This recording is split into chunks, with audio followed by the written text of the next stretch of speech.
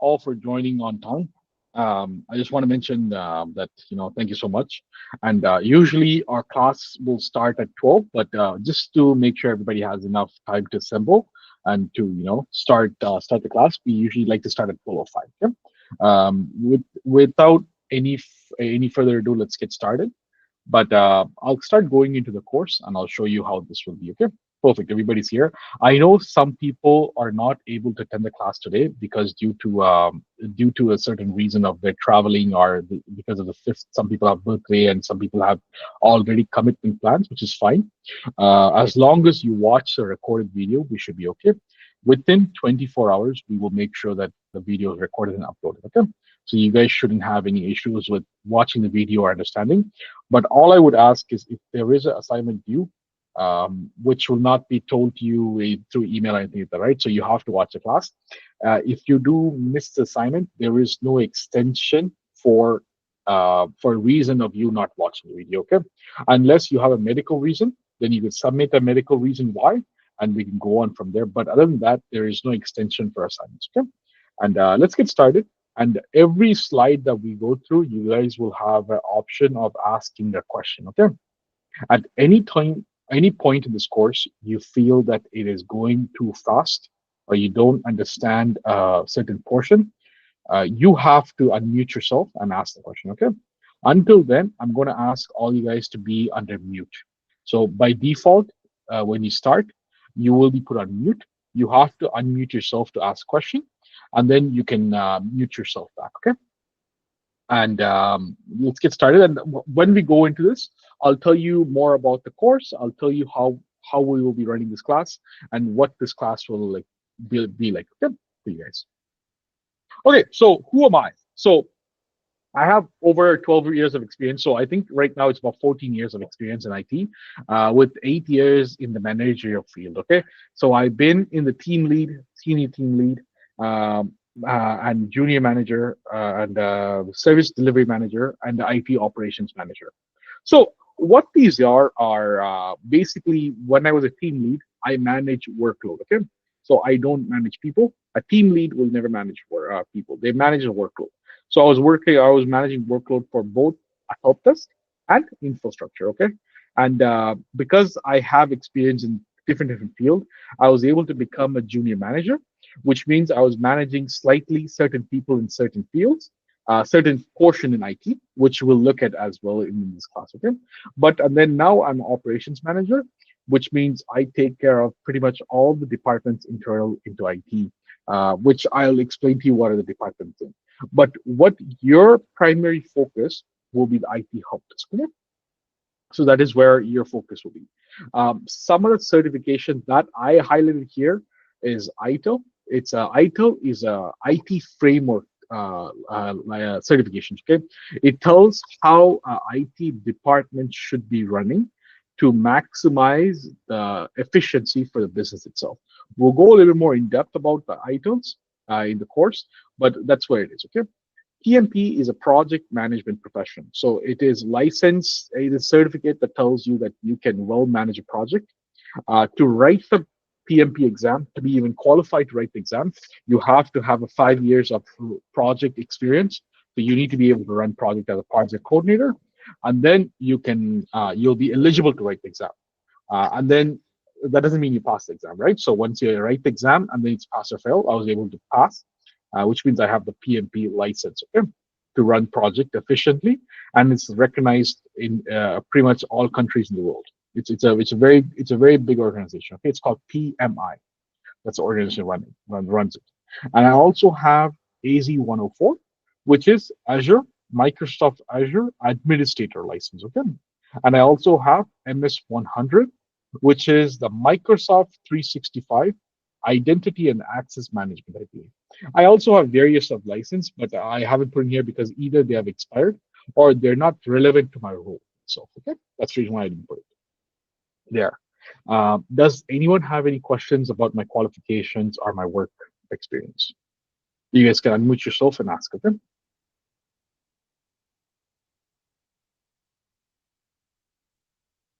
Perfect.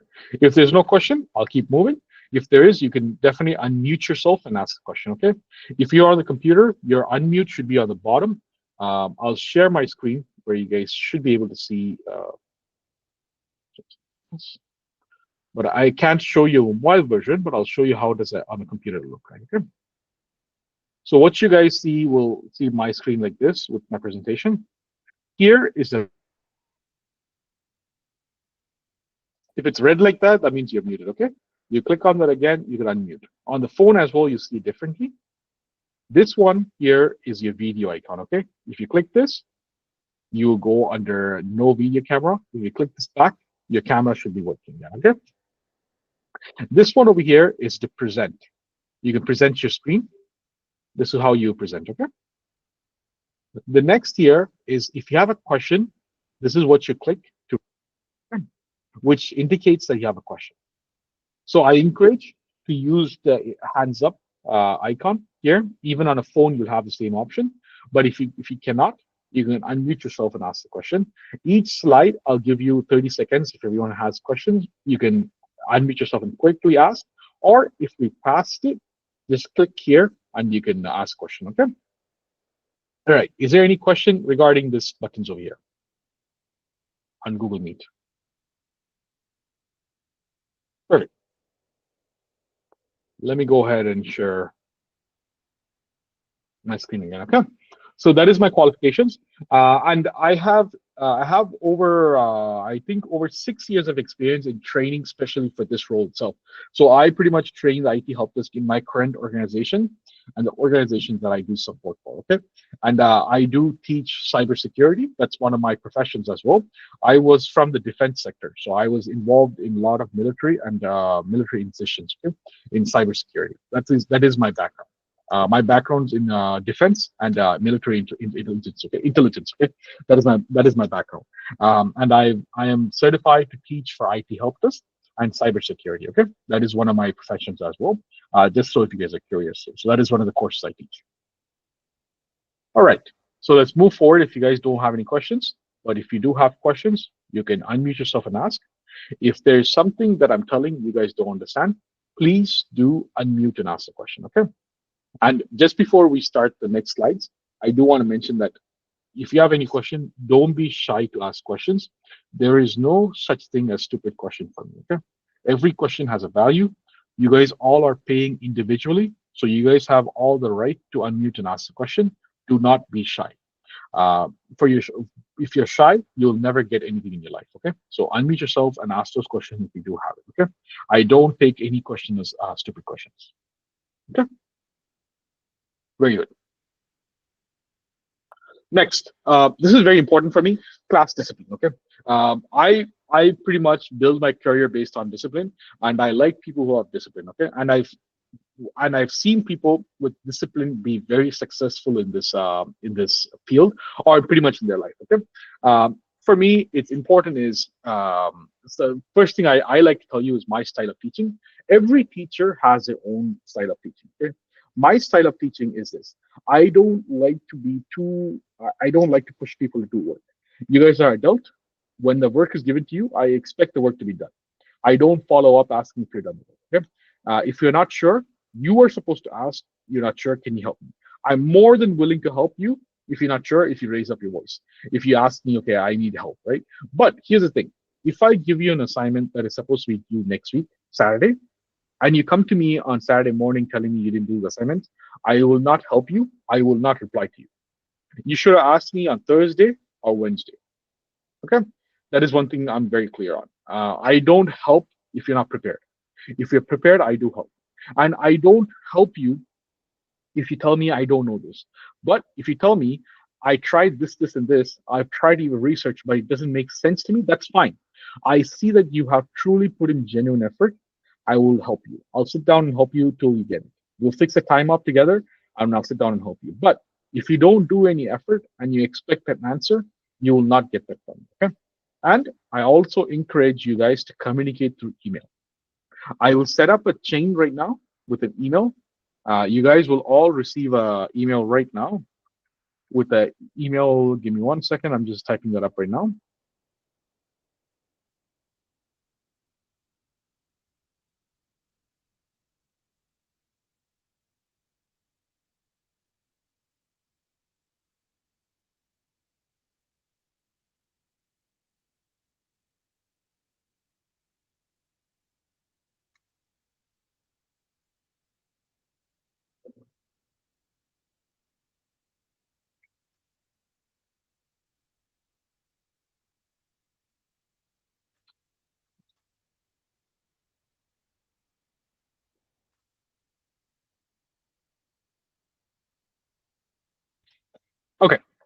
So you guys should have all received an email just in about 30 seconds. I'll share you my screen right now.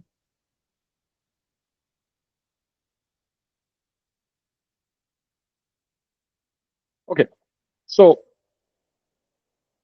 you guys should have all received an email. So whenever you're replying to an email or replying to you want to talk to the whole group. Okay, if you see over here, let me close this for a second. Close this. When you hear this email you got from me, click on this small, click more, and you see reply to all. So all the emails should be under reply to all. Okay, or over here you'll have it over here. But if you don't find it here, always reply to all unless you want to specifically privately tell me. Okay, that is different. You can either WhatsApp me if you want to privately tell me, or you can email me privately. Okay, that's fine. You can just do reply and this comes back to me. But you should be any sort of communication should be done through the whole class itself. Okay, when you go here, reply all, you'll have all the classmates here. Okay, you can reply all with. Okay, and you can do your message here. And anyone that's emailing in this chain should be able to email everyone. Okay, if you're ever going to be late, if you want to be late 30 minutes, 60 minutes before, just send an email to the whole group saying that, hey guys, I'll be late or I won't be present today. So everybody's aware that you're not going to be there. Remember that from on going forward from this day, you're not going to be a class, you're not going to be a student. You're going to be considered as a team. Okay, so we do as a team player. Okay, so let's do the same following like that. If you ever need anything, you should be messaging the group. Okay, I didn't add some people to the group is they don't want to be. Some people don't want to be participating in the live class. They want to be participating as just a recording as well. So that way they're not in this group because they're not going to be actively involved. Okay, that's the reason why. But you will be able to access these groups, and this is your teammates. Okay, so treat them as your teammates, and all your assignments are meant to be a teamwork, but individually submitted. We'll see that when we go further into the class how that will work. Okay. But any questions so far on what we talked about?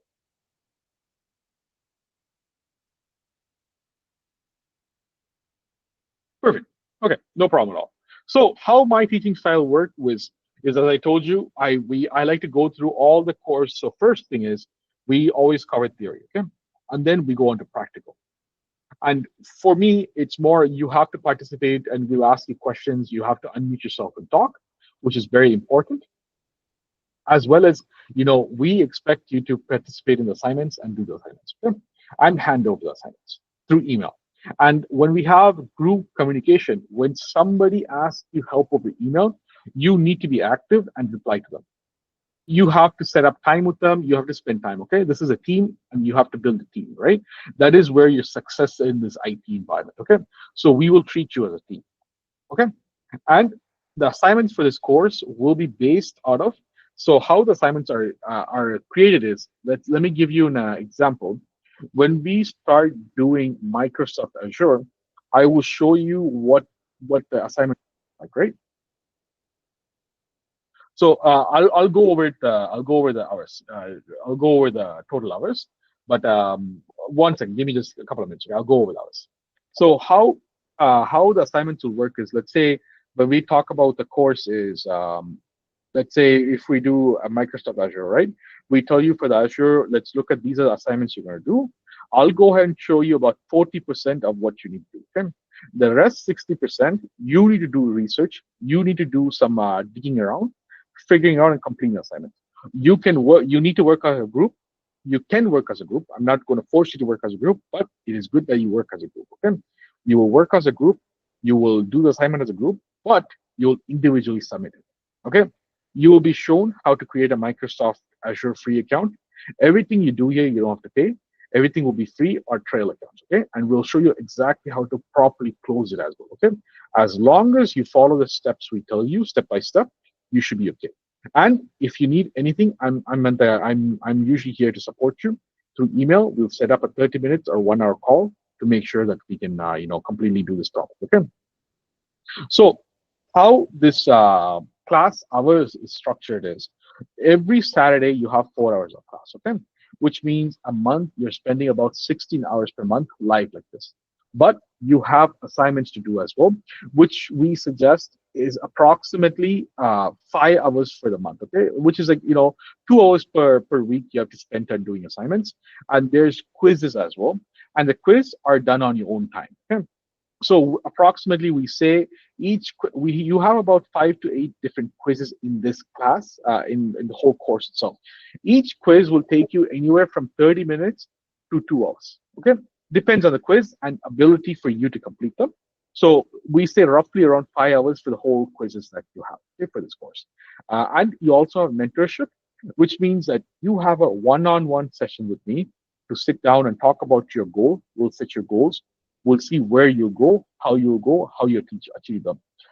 Usually, also, you have to add another 10 hours, 10 to 20 hours to this, which is not added here, which is for the certifications.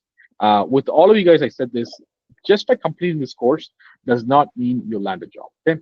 Which means we will tell you exactly which certification you need to get for the job market, which will be in the next coming month. So July, which is next month is August will tell you, usually in mid-August, will tell you exactly which certification you guys should be studying for to get the job guaranteed offer, okay? Which you need to be completed by the time you complete the course, which should not be too much hassle for you, okay, at all. And as I mentioned to you all before, the certifications will be a very low cost, but they're very effective certifications, which which we suggest we for this one you have two of these certifications you'll do, which should be 20 hours of educations, okay, which is 40 hours as well involved, okay. So which means the total hours for this course is 40 hours of in class. It's about 48 hours of in class hours, okay, in class hours. The hours here are just very estimated hours, okay, which gives you I'm just going off of this. For the certifications you need to spend about 40 hours in total, plus the 40 hours over here, 20 hours for the assignments, 5 hours for the quiz, and 3 hours for the mentorship, which gives you about 108 hours, okay, in total. But because the 40 hours you have to spend on your time to get the certifications, but we will give you the materials. We'll tell you exactly how to study and everything. You just have to spend on your time, okay? But we are here to support you for the certifications as well. That is one thing we have to be clear about, okay? But because of this, in-class hours is 48 hours, but the time that you'll spend on doing assignments, quiz, certifications will be greater. And we are here to support it, right? We are only meeting one time a week, okay? And 4 times a month, which means in the 3-month span, we'll have a 12 classes, okay? In 12 total classes. Do you have any questions for that? If you have any questions, please unmute yourself and speak.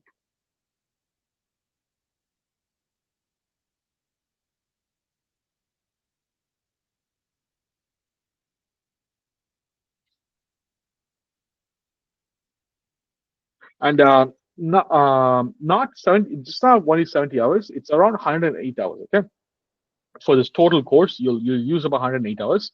If you take that and divide that by 3 months, which will give you about 36 hours per month, okay? Which is roughly 36 hours per month, which is, if we divide it by week, it's around 9 hours a week that you're dedicated, okay?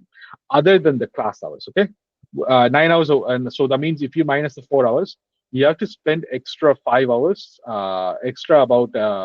So if you take away the 4 hours that you'll be here, you'll just do about 5 hours per week on studying other materials, okay, which will be provided to you and which will give you enough time to pass and land a job in when you've done this course, okay. That is where we are. We try to start mentoring you from by August mid. We'll tell you the exact point to study on, the exact mentality, and we'll start training you based out of how job markets are, okay.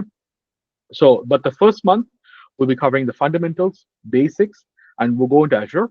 By the time we go into August, you guys will be starting the Azure module. Okay.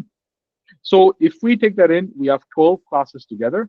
We'll be done after 12 classes. Okay. Then you'll be preparing for the job and applying for a job and start doing interviews. Okay.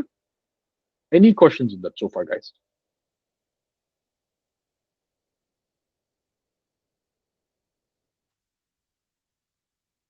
Okay. Very good. So what you can expect from me? So what you can expect from me, right? Clear explanation of all course content. So I'm here to make sure each and individual, everyone who attend the live class, to make sure they understand the concept that we cover in the class. Okay, for the people who are just watching online, there's about 4 or 5 people who are just watching online. They're as I mentioned to them as well. If they do need it, they can reach me out through email or WhatsApp. I will try to do my best to give them explanation. Okay. But whoever joins the live class, they will have proper explanation. They're more than welcome to join the live class as well. But if they don't, your questions can be one through email or WhatsApp, and I'll try to explain to them as best as my ability. But for the people who have joined live right now, you guys can unmute yourself and ask me any question about the curriculum that we cover, any subject we have that we're covering right now. I'll gladly explain to you until you get it. Okay. And all the people who get it will need to stay patient. Okay. It's just that everybody should have the equal right to make sure they understand the concept. Okay. Next is well structured breakdown of all modules of the course. So everything is done in a waterfall methodology, meaning A leads to B, B leads to C, C leads to D. Okay. And it goes in a very well format for you to understand how the things are working in IT. The first little bit, if you see, will cover the fundamentals of IT, what happens in IT, and I'll give you exactly right now what's happening in IT. Okay, it's not a whatever happened 10 years before. Whatever is happening right now, I'll give you. And in between the classes, we'll also have discussions. Okay, where you will be asked to unmute yourself and talk. There's no, so I might call someone and be like, you might ask you to unmute yourself and talk, and you should be talking. Okay, you should be able to unmute yourself and talk. That is there. Okay, and 2 to 3 personal mentorship during the course. We'll usually have once per month with everyone. We'll set up a time and we'll talk with you, 30 minutes to 1 hour. And we'll start developing some plans for your future, okay? In terms of certification, job, and what you can expect in the pipeline. Okay? It's for your improvements. And if I ask you, and if you don't want it, that's up to you. You can revoke. But it's a personal time that's included with you. So I suggest you utilize it. Okay? A lot of people that helps them to study up a plan and get to be successful. And it's not just 2 to 3 times during the course. If you I suggest after the 1.5 months to start applying. I'll give you all the resources, right? And start landing interviews, right? And you should be starting to land interviews and start going to the interviews and attend the interviews, which you should be doing from August middle or August end, okay? Just so you're actively applying and get used to applying, and then you should start seeing some interviews coming. What my expectations are before even by the time October, you should be at least attending 1 or 2 interviews. Okay, just so, but it's okay if you fail, which is totally normal, right? But you just need to get the fear of interviews over.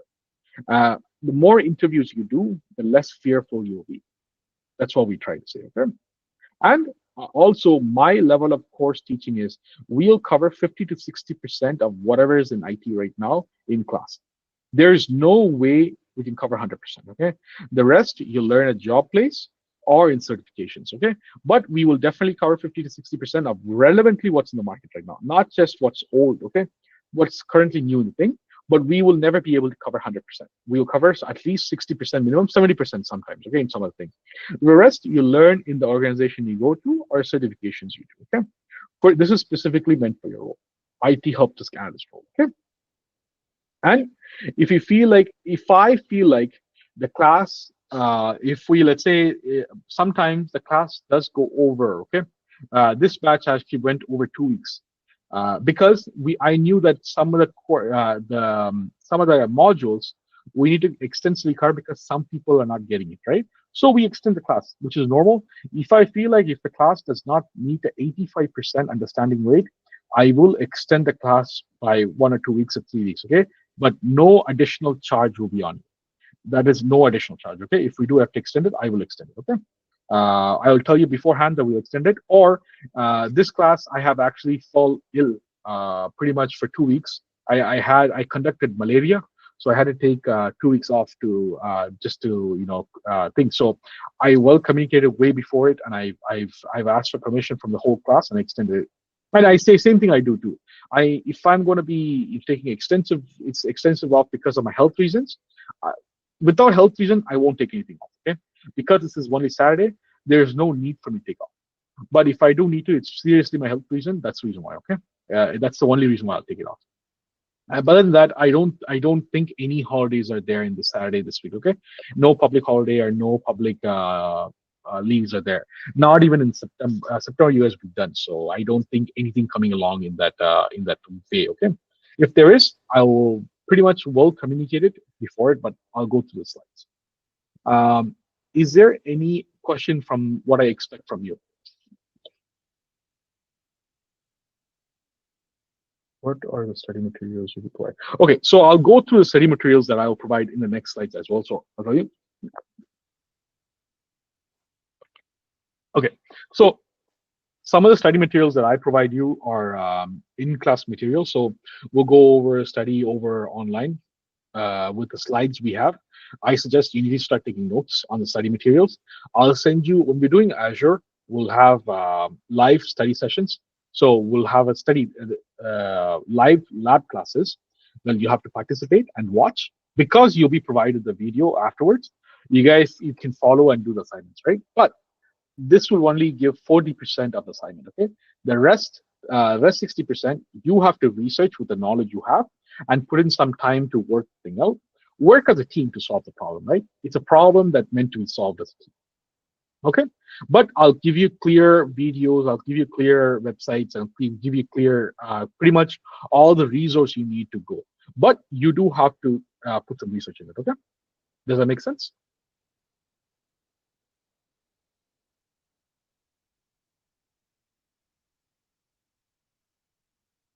Okay.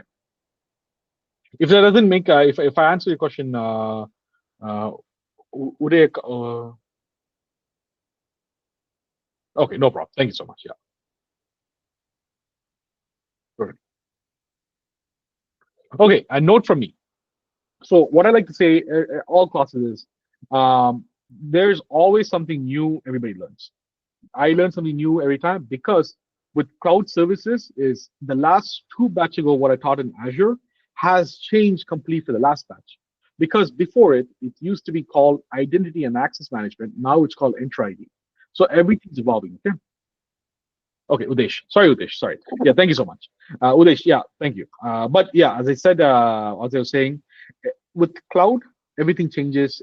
Yesterday could have something have changed, right? So when I go in, I might not know. But my thing is, I will try to find out the best answer for you and provide it to you, either through email or through a YouTube video. Okay. I'll record it and I'll send it to the whole class through email so you guys can have access to it. But I may not, but what I promise is I will try to get the best answer to you, and I make sure you understand it, not just to shut you up. Okay, I don't say, okay, no, no, don't worry about it like that. I try to make sure that whatever is in your role for IT help desk analyst role, it is covered. Okay, I don't try to cover anything beyond IT help desk analyst role or anything below it. So you'll stay within that IT help desk analyst role itself. Okay, it's called the role specific training. Okay, that's the reason why. But if it goes beyond your role, I will tell you clearly this is beyond your role. Okay, and we'll see what exactly will be covered in your role in the next sections. Okay, it won't go beyond your role or below your role. Okay. Any question? What you can expect from me? What I expect from you and about this?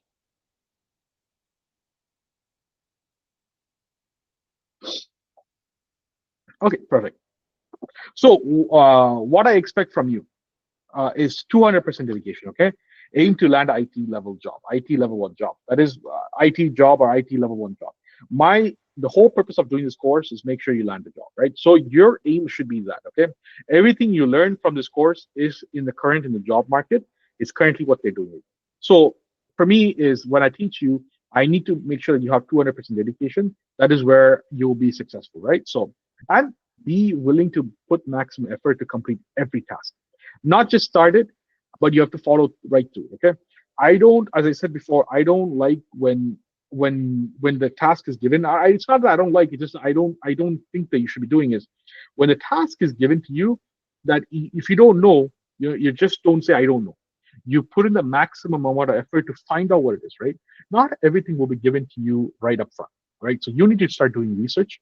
You need to understand, okay, you might not understand something, so you need to do the research to understand what it is. But if you have done the research, you still don't get it, that's when you start asking questions, okay? To myself or your team. Your email should be to the team itself. And then if the team cannot answer, I'll usually jump in and answer, okay? So be very active on your email. Going forward from this day, your email is something you should be on notifications. throughout your. I don't suggest you put on notification when you're sleeping, but whenever from 9 to 9 or 9 to 8, whatever your comfortable timing is, you should be replying to your team's email comment, right? So that is where it's very important. Okay, when you get an email from the chain. Okay. Udesh has asked a question. Give me one sec. This course is modified for one day IT help desk role, or shall we prepare for any other job role related to IT too? So no, good question, Mr. Udesh. So this course itself is specifically strategically meant for IT help desk role. Okay, it doesn't go beyond the role. It doesn't go below the role. It's specifically that role. Okay, so the training will not go past it, go below it, or go anywhere else. Okay.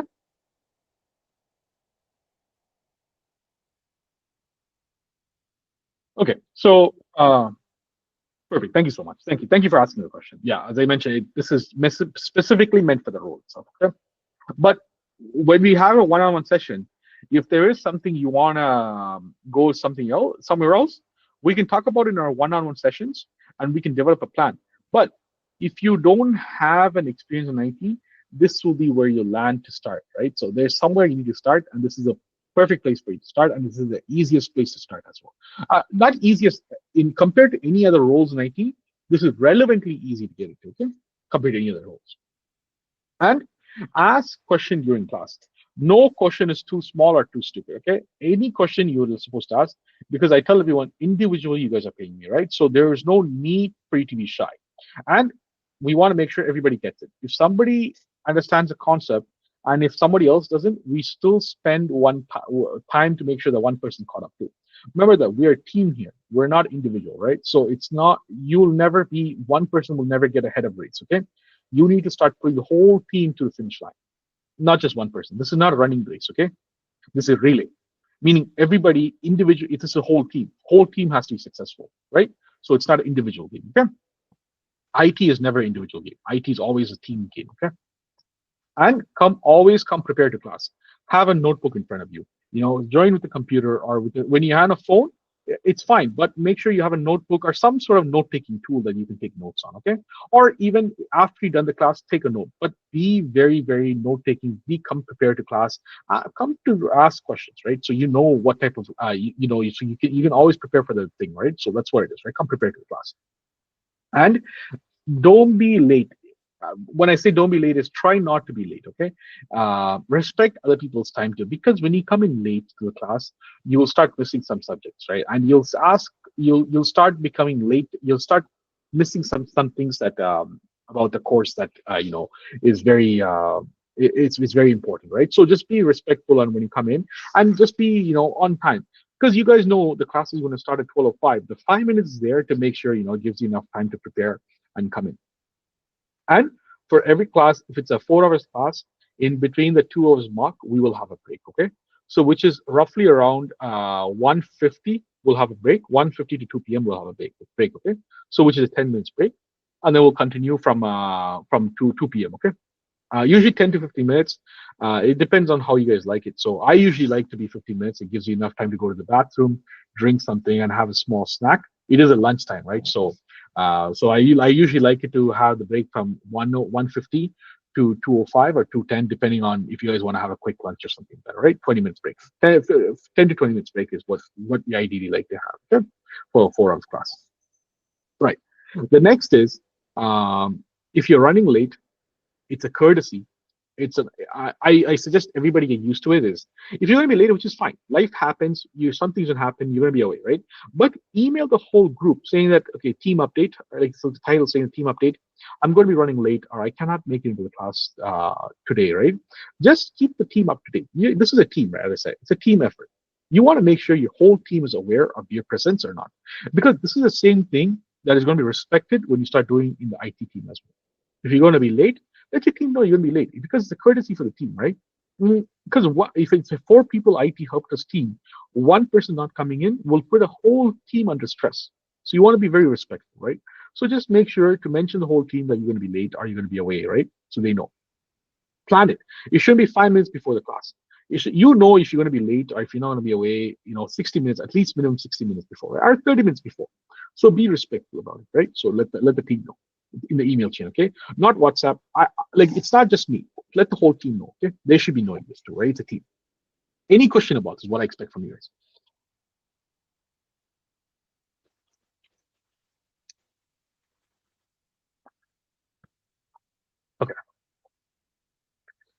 Class discipline is I will always tell you if there's any upcoming holidays. I will try to get you guys known before 1 week before, if it's not anything emergency, right? I don't have anything planned for the next 3 months on a Saturday. Okay, and for me, if I do have to miss a day, it's probably going to be for anything emergency or something like that. But I'll let you know way before, so you guys don't have to waste your time. For me, I don't want to waste your time, and for me too, I shouldn't expect you guys to waste my time. Okay, so that's what it is. I'll try to be very respectful of your time. The 4 hours you spend with me, I'm very respectful about it. Okay, and webcam is optional. Join from your computer or your phone, but just join, right? So you can hear it and everything. A lot of people that do this in the previous batch too is they join from their phone and put on headset, and they use their computer to do the work, right? So they can simultaneously do work if they don't have dual screen. Um, Webcam is optional. If you want to turn on your webcam, you can. If you don't want to, you're not forced to. Okay. Mic, mute yourself unless you want to talk. If you want to talk, raise your hand if you can on the icon I showed you, and then talk. If not, please mute yourself. And when you want to talk, unmute yourself and talk. Okay, that gives a piece of it gives a sound piece for everyone. Okay, that's the reason why. Any questions in here so far, guys?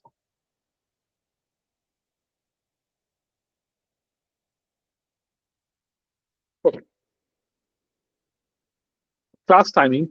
Class starts at 12:05. I will usually start the class at 12, 11:55 to 12, and I'll give you guys 5 minutes to join the class, okay? Which allows me to start the class at 12:05. The class timing is usually 12 to 4 p.m. Usually the class is like this. It starts at 12:05. By 3:30, we'll wrap up, okay? Meaning the next 15 to 30 minutes from 2. Okay, so I'm gonna say Mr. Udesh has asked, shall we ask question in our doubts in our native language also?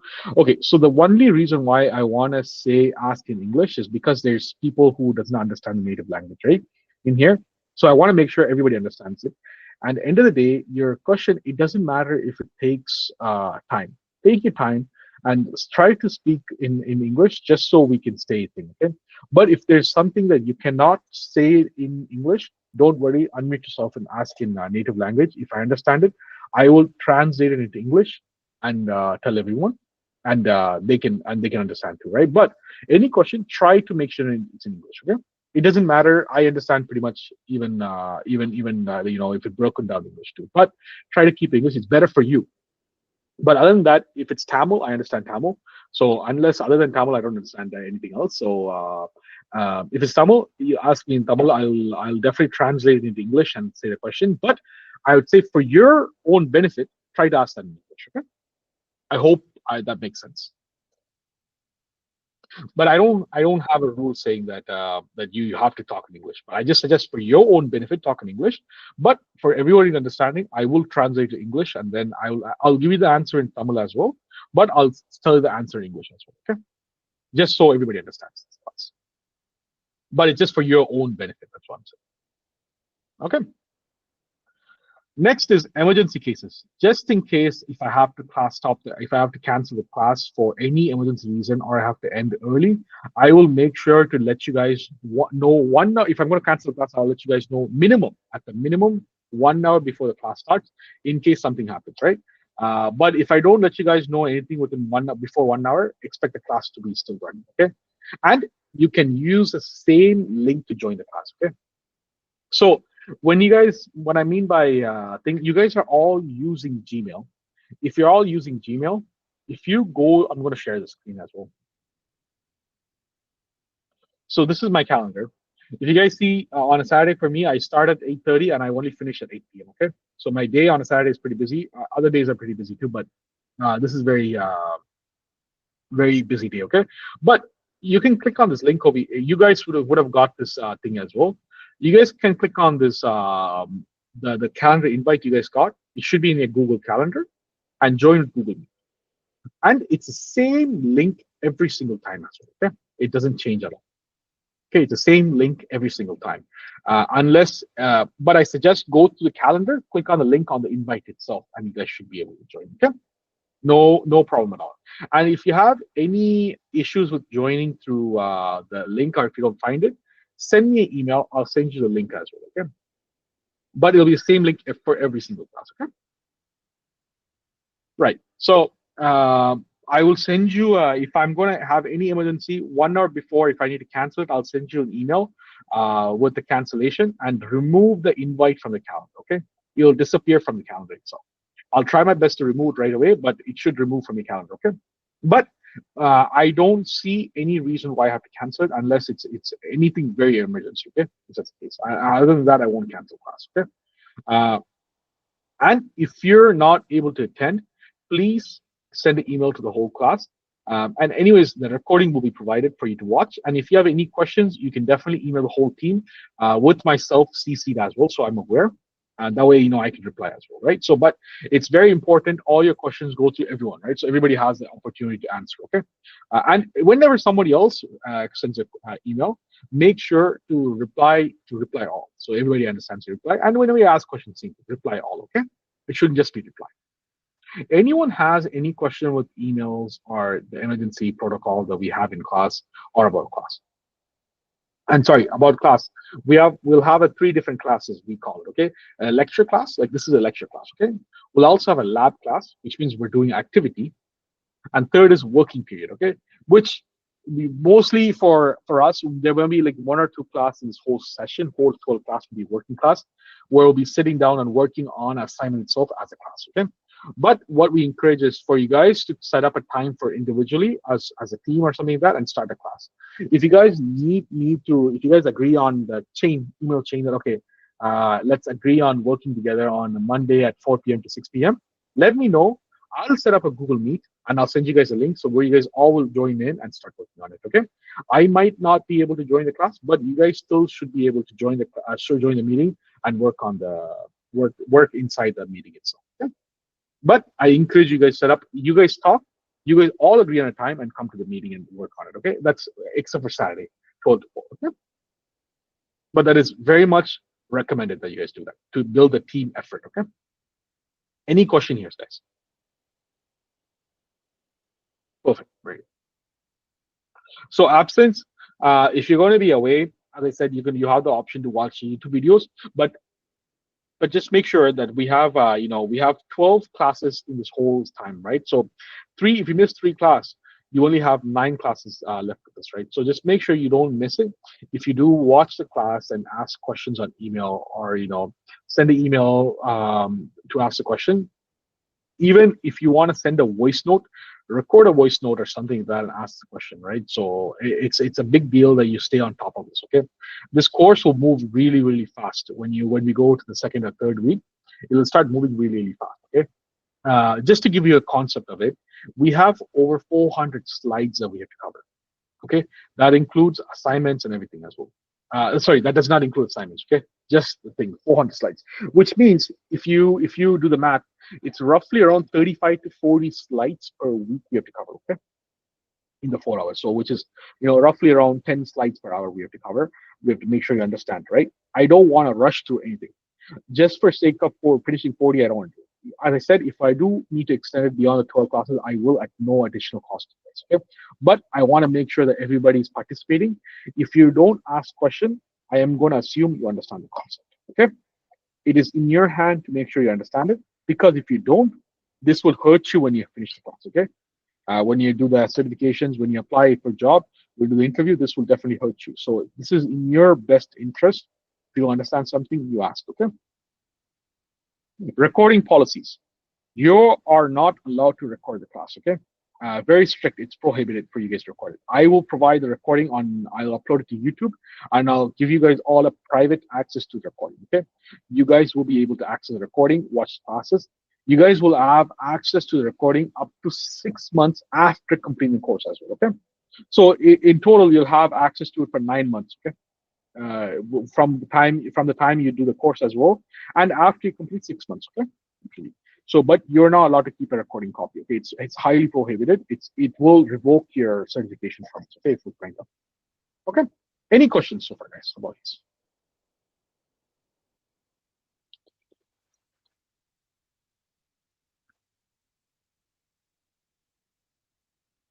Okay.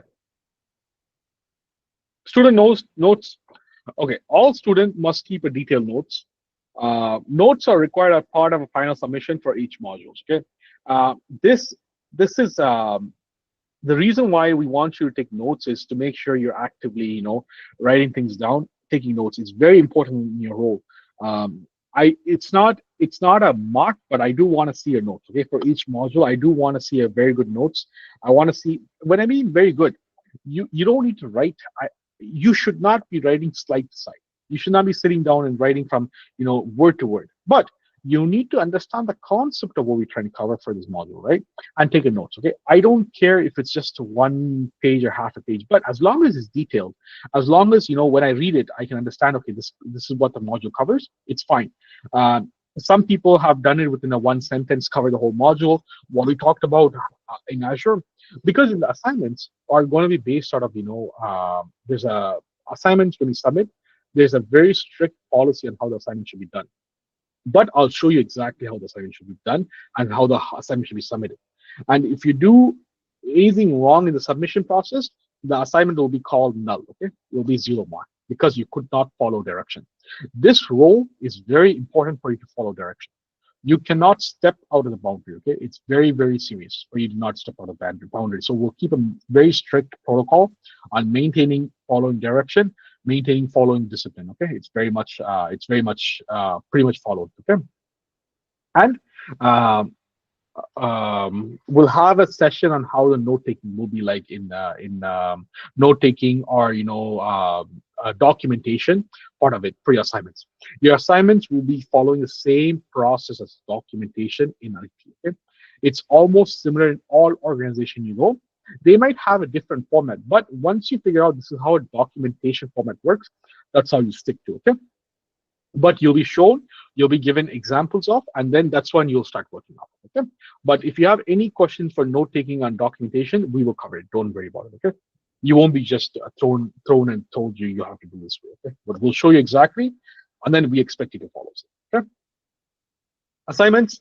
Students must complete all assignments. Okay, for you to be successful in this course and for you to be eligible for the 100% job guarantee, you need to complete all assignments. And you must submit all assignments within due dates. Okay, there is no extensions for any reasons except for medical reason. If you can provide it, yes, they'll be considered. But for anything else, there is no extension for assignments. They are strictly maintained because we want to maintain how a workplace will maintain. Okay, if you're given a task to be done tomorrow, it's going to be a reasonable amount of task. Okay, you're not going to be given an assignment and expect 16 module assignments to be expected in 1 week. Okay, we'll give you 2 weeks to do it, but the 2 weeks, we make sure that you have enough time to do it, and it's in your best of interest to complete them.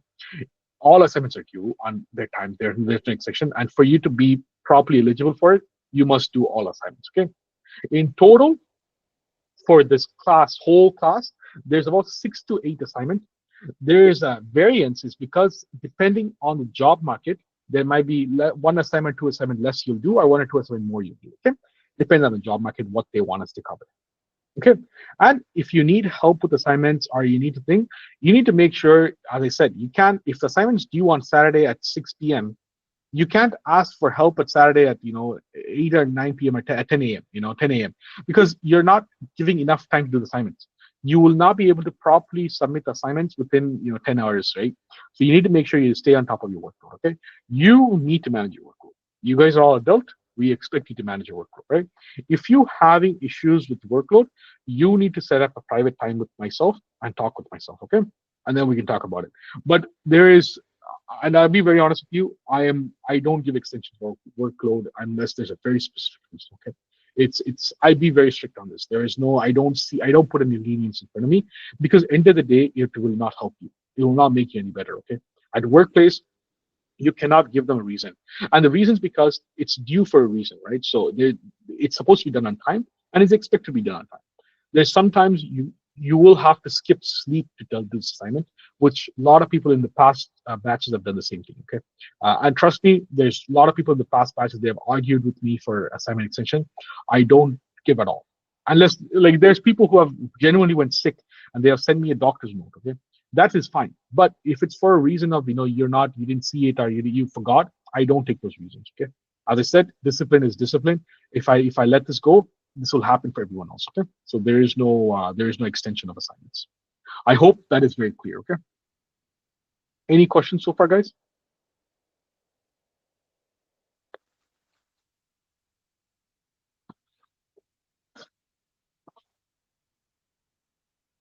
Okay,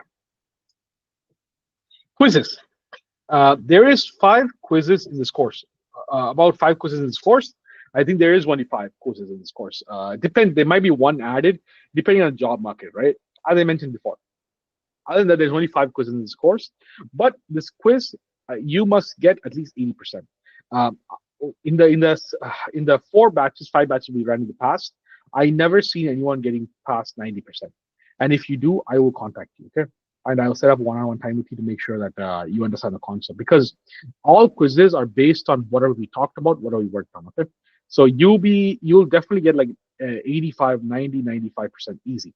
There shouldn't be too much work. But if you don't, I will definitely reach out to you, and I expect you to reach out to me before I reach out to you, because you'll know, you have done bad, right? So just reach out to me, or I will reach out to you to talk about it. Okay, as well. The job guarantee includes resume preparation. There's a specific way how you should prepare the resume, and you need to prepare a resume for each individual job. Okay, we give you some jobs to apply, but we want you need to start applying by yourself as well, right? Find some jobs and do, because end of the day, each and every one I told you, job does not land on your lap. You know, you need to start doing the work too, right? So if you cannot do the work, the job does not come to you. We give you some job too. As I mentioned before, we don't take any commission from any pay cuts or anything like that. We don't do either. But we expect that when we give a job, when you need to do an interview, you need to understand the concept. You need to attend the interview, right? We will support you in the interview as well, meaning we'll make sure you're prepared for the interview. We ask you to record the interview if it's possible on your phone. They don't need to know. And you send us a recording. I will listen to it. You need to listen to it too first. When you record it, it doesn't matter if you attend the interview. You still have to sit down and listen to yourself at least a couple of times, right? 2, 3 times, and then send it to me. I'll listen to it, and you'll already know what you have done wrong once you listen to the interview you have done a couple of times, 3, 4 times. You'll 2 to 3 times. You understand what you have done wrong, if you have done anything wrong, right? Or if one and then once I listen to it, I'll know, and then we'll sit down together for 30 minutes and we'll talk about what you can do to improve it. Okay. You'll be given exactly what certification you'll need to do to become successful in the job market, okay, which you need to do before the course ends as well. That is where the 108 hour comes in, right? That you'll have to prepare.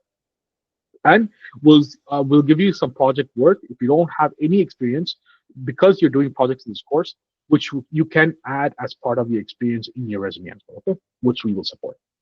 Sorry, I'm just getting a call from my bank. Just give me like 2 minutes. I'm just going to pick this up and I'll. Uh, so one more thing is, because I work pretty much a full-time job and I teach as well. So because I'm operations manager, sometimes I do get calls that's from work. If I do see a same number coming more than 2 times, more than 2 to 3 times, I need to pick up. It means emergency, right? So I might have to do this. I don't do this often. On Saturday, it barely ever comes, but this time I did. Maybe 3 to 5 minutes. I'll try to quickly get the information and I'll try to solve it and I'll get back to it. And I'm very sorry for that, just because of my busy life. Okay. So yes. So yeah, like I mentioned, you'll have project work to put on your resume for your experience. You'll also have certifications to complete to fill in the gap. Okay. And which will give you the explanation you guys can provide to job market. Okay. Any questions here so far, guys?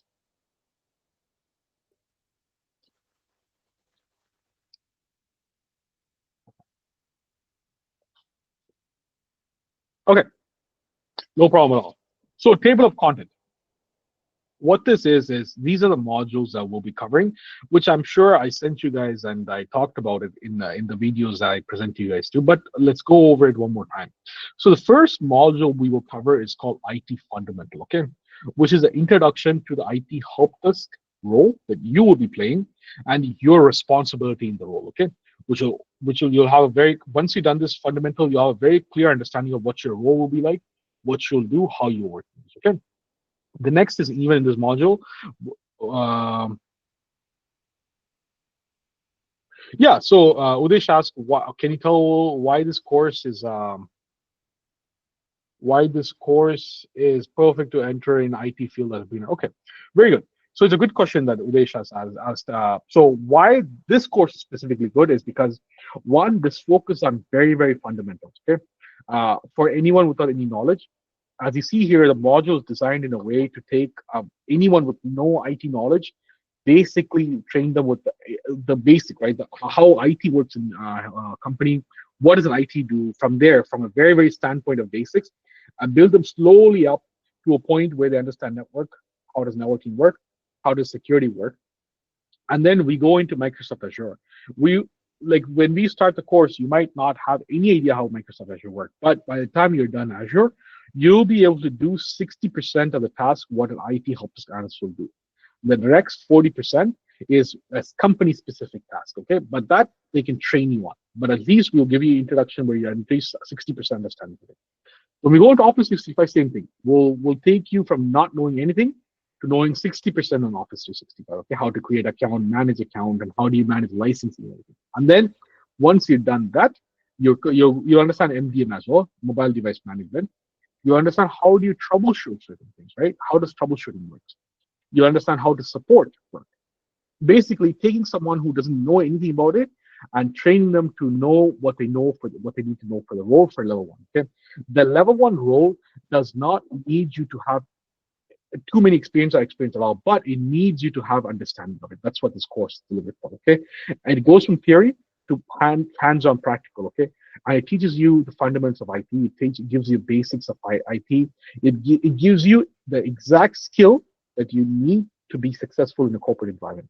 I'm talking about corporate environment. It gives you exact what you need for a corporate environment. Okay, and it starts from fundamental. It doesn't start from this course does not assume that you know anything about IT. That is the beauty about this course. As I said, this course is not developed by just us. This is developed by some corporate companies, but basically by agencies. Okay, so this is for training anyone with no IT knowledge. As long as you know how to use a computer as a normal people, you'll be able to follow this course and get understanding. We've trained people who know nothing about IT from like nursing industry, right? And we train them to use Azure Office 365. But you see a huge turn after the 6th week. You see a huge training dynamics in like how to use Azure. But meaning you have done the work as well, right? Just by doing minimum, you won't get anything, right? You only get minimum. But if you take the minimum and put in a little bit more effort, you'll get maximum out of it, right? That's where it is. Udesh, I hope I answered your question. But it gets them prepared to the current job market. It gets them prepared for the current job market, okay? Not just the job market, it gets them prepared for the current job market. But not just that, I also stay with you to make sure you're successful in your career. Because end of the day, this level one job is for you to only be there for 1 year minimum to 2 years maximum. After 2 years, you should be moving away. And I always tell every student is you have enough time to contact with me. Pretty much every year, I want to see you online in Google Meet, something that you can set up a 30 minutes meeting with me. I want to see where you're going, how you're heading, and what you're doing. Even now, I've been doing this for 3 years now. I meet people on a yearly basis just to talk what their plan is for the next year, right? Devise some plan, devise some certification for them to see where they want to move up. Are they comfortable where they are? If they're comfortable, what can we do to make sure they can be improving themselves, right? That is what you get here. And you also get a realistic approach to what you can do. If you ask me, can I become this? No, I might tell you no, but I'll give you a very realistic approach what you can do to become successful in the role, right? A lot of people want to go into cybersecurity. But if that's the first job in IT, I'll tell them that's not probably realistic. But here's a realistic approach what you can take to be cybersecurity, right? That is a role what we set in our one-on-ones. That is what this role is about. It's about getting you ready for the current job market, being successful. Not just this course is not just about teaching this course and be like, okay, you go and find a job. It's about making sure you're successful. Okay? Perfect. Okay, so let's get back into the modules. So as I was mentioning, you'll understand the hardware components of the computer, what you need to do, understand, troubleshoot them, okay? What is the methodology to troubleshoot them? And the next is operating system. You'll understand what are the operating system there is, and what are supported versions, and how do you actually, how do you actually identify them, right? Those are something, and some of the command lines you'll understand from the operating system, okay? But as I said, this modules are designed for your role, okay? So it doesn't go beyond your role. Software installation and then basic configuration. Okay, you'll understand how the software installation work and basic configuration work. Okay? And you'll also understand virtual machines. How does a virtual machine work? What is a virtual machine, first of all, and how does it work, and how is it beneficial? What are the different types of virtual machines there are? You'll understand all that. Okay. And remote desktop. What is a remote desktop? How does it used in your role? The basics of remote desktops as well. Okay, we'll cover in IT fundamentals.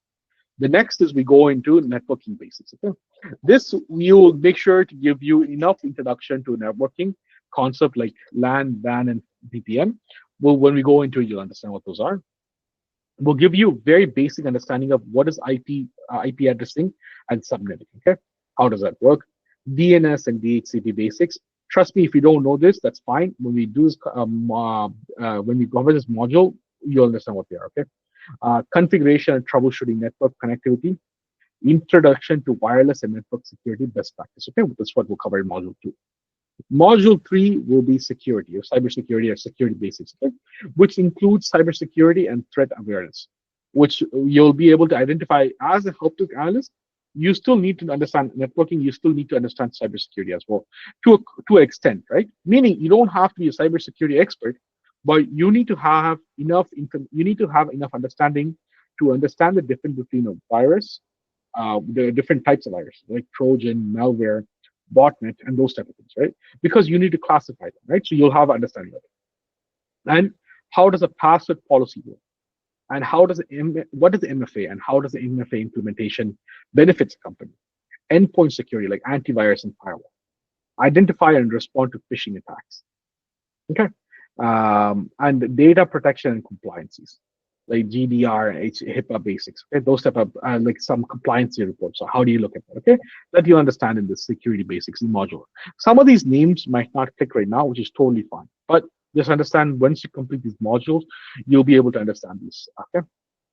The next is when we go into module 4.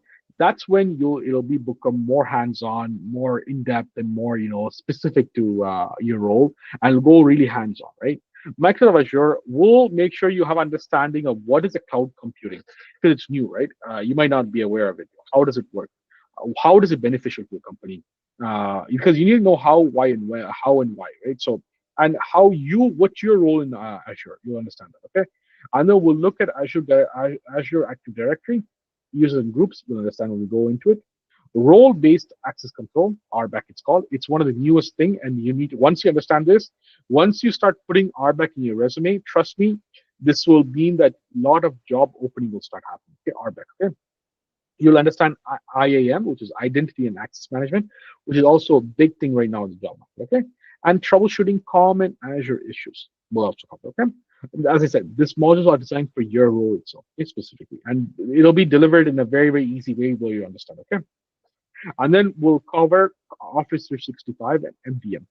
The only thing is MDM now, for about 2 years or what year and a half, year now, I think year and a half now, Microsoft have made all MDM product must be a paid license.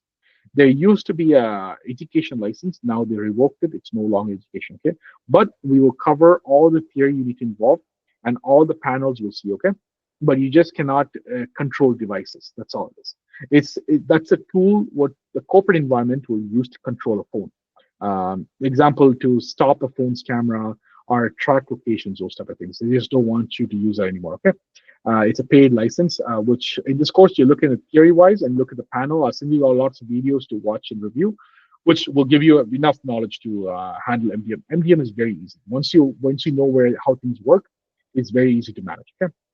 But because of Microsoft decisions they have made over the last year, we can't do a hands-on of it. Okay? But you'll do hands-off of Office 365. How do you assign license? How do you create email addresses? How do you manage mailbox? How do you assign license? How do you revoke license? How do you change roles, onboarding and offboarding, those type of things? Okay? And you'll also understand how Microsoft Teams work, SharePoint basics. Okay? Mobile device management introduction Intune overview you'll get. Okay, as I said, and managing troubleshooting MDM policies. Those will be all theory based. Okay, you can't have any hands-on thing because of Microsoft decisions they have made. And module 6 is troubleshooting and support techniques. You'll understand here what type of questions you need to ask what type of questions you need to, extract from users to troubleshoot. What is the methodology you use to uh, troubleshoot or fix common IT issues for your role?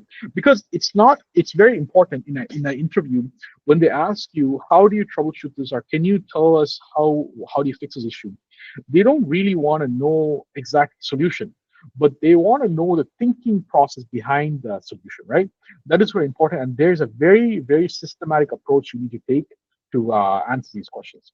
That is where you'll be more successful, okay? And you learn all of that in here. And how do you actually provide support to each one of those devices? Okay, we'll see in that module. By the time you finish module 6, you have a very clear understanding of troubleshooting methodologies. I'll send you some videos, and in class we'll go through some scenarios and those type of things. Okay, so you have very good understanding. The next is ITIL framework, module 7. This will overlap into some of these as well, into the first 3 modules overlap into them. They're basically, as I mentioned, which is one of the licenses I have as well. It tells you how to maintain an IT team for a corporate environment, right? So it tells you what you need to do, how do you actually maintain it, how do you actually classify certain problems. We'll look at what is a problem management, incident management, change management, okay? And documentation and knowledge base creation is part of ITIL framework as well, which you will create. And it's a very good benefit for you to include. You have understanding of explicit understanding of ITIL framework. It's pretty much you need it in all corporate environments. Okay, without ITIL framework, it doesn't properly. There's no proper. It's called life cycle management. You cannot manage an IT team. Okay, but it's not just for managing IT team.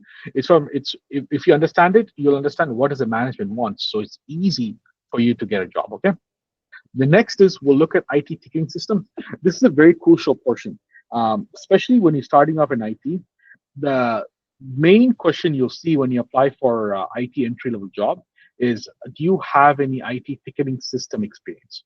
Which we'll give you here. You get hands-on ticketing system experience. You'll understand how to create a ticket.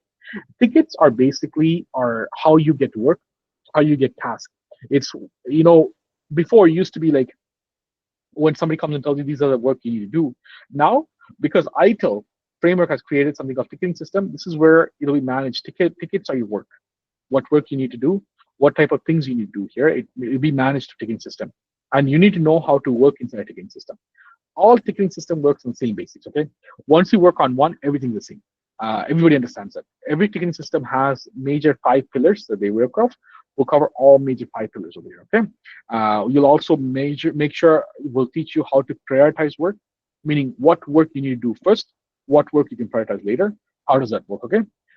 In the ticketing system and job readiness, we'll cover, sorry, this thing overlaps over here, job building and mock interview should be here. It's probably a typo, but that's for the ticketing system, okay? Prioritization SLA. But in the module 9, which is your last module, which should be job readiness, okay? Which what we'll do is we'll tell you how to create your resume. We'll teach you how to create your resume. You create a basic resume.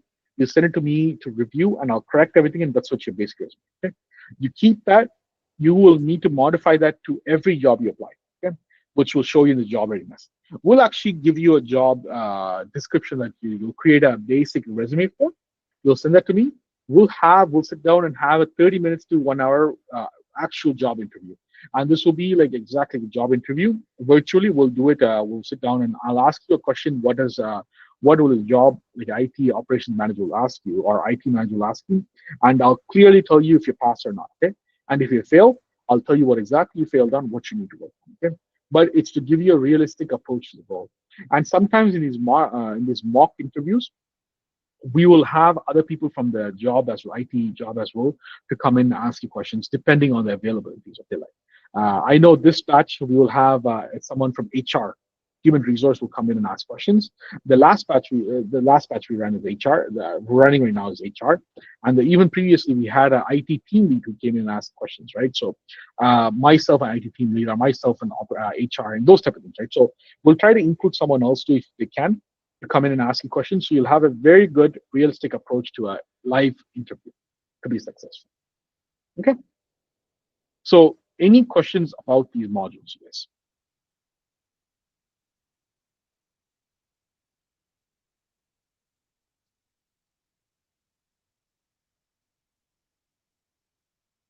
Okay, very good. So what we'll do right now is we'll take a 10 minutes break. Let's say we come back at it's one. Let's say it's one. Let's say it's 1:20 right now. We'll come back at 1:30. Okay, which gives you a 14 minutes break. Okay. Let's all join back at 1:40, which gives you sorry 1:30. Sorry, my apologies. 1:30. So which gives us enough break. It's the first day, right? So we'll try to give two breaks because it's 4 hours. If I don't give two breaks, it becomes two thing for you, which gives you enough time to go to the bathroom and have a cup of coffee. Okay? So let's connect back at 1:30. How's your training and modules are different from other institutions? So okay, very good question. எங்களோட இப்போ என்னோட module சரி இது என்னோட இல்லை எங்களோட module என்ன டிஃப்ரெண்ட்னா it's one நான் வந்து டீச்சர் மட்டும் இல்லை மோஸ்ட் இன்ஸ்டியூஷன் இருக்கிறது டீச்சர் மட்டும் தான் ஓகே நான் டீச்சர் மட்டும் இல்லை I am operations manager I am security manager right so என்னோட லெவல் ஆஃப் ட்ரைனிங் வந்து கரண்டா இண்டஸ்ட்ரியில் என்ன இருக்கோ அது மட்டும் தான் டீச் பண்ணுறது அதே மாதிரி வந்து இதுல வந்து உங்களுக்கு வந்து மற்ற இன்ஸ்டிடியூஷன் வந்து கோர்ஸ் கம்ப்ளீஷன் மட்டும்தான் வேண்டியது தவிர ஜாப் பத்தி அந்த கேரண்டியோ சரி ஜாப் இது வந்து அவங்க செய்யறது இல்லை எனக்கு தெரிஞ்சு மேபி தேர் இஸ் பட் எங்களோட லெவல் ஆஃப் ட்ரைனிங் வந்து என்னன்னா it's very approach to job இப்போ கரண்டா உங்களுக்கு ஜாப் மார்க்கெட் என்ன தேவையோ நீங்க என்ன செஞ்ச ஜாப் மார்க்கெட் போவாங்களோ அந்த ட்ரைனிங் மட்டும்தான் இருக்கு தவிர தவிர்த்து போகாது and we take out all the garbage இதுக்குள்ள வந்து தேவையில்லாத விஷயம் எதுவுமே இல்லை உங்களுக்கு தேவையான விஷயம் மட்டும்தான் இருக்கு மேபி நீங்க வந்து என்னோட 2-3 கிளாஸ் போயிட்டு நீங்க உங்களுக்கு தெரியும் இப்ப விளங்காமிக்கும் இந்த மாடியூல் வந்து எக்ஸாக்டா ஸ்பெசிஃபிக்கா வந்து உங்க ரோலுக்காக மட்டும்தான் அதே மாதிரி வந்து இது வந்து very well teach for very very very basics okay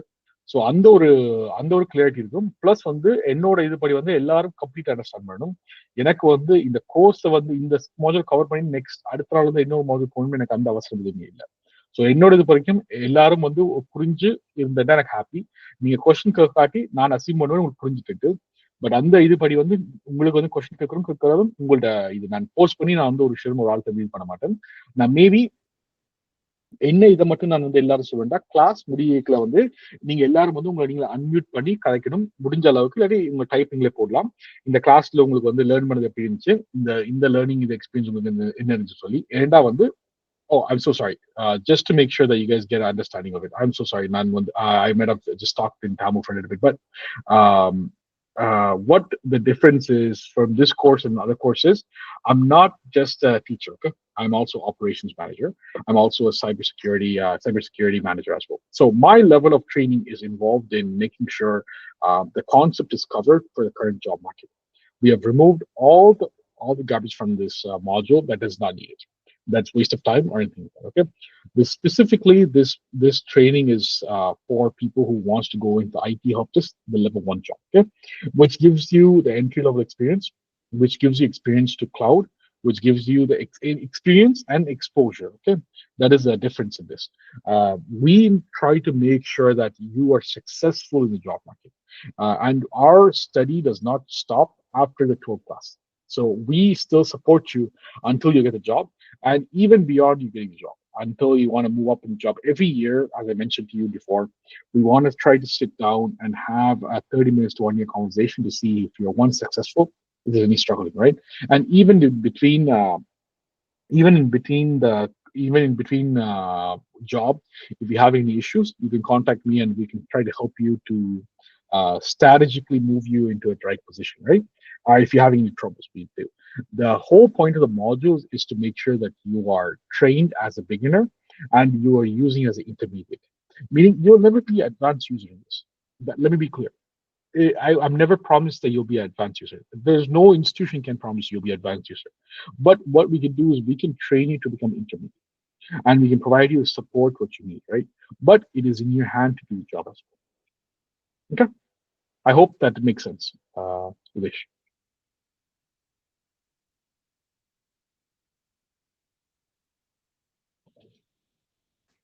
Okay. Thank you so much. Okay. So I want you to unmute yourself and tell us about yourself to the whole team. Okay, please. So I'll start by unmuting yourself, and then you can speak about yourself.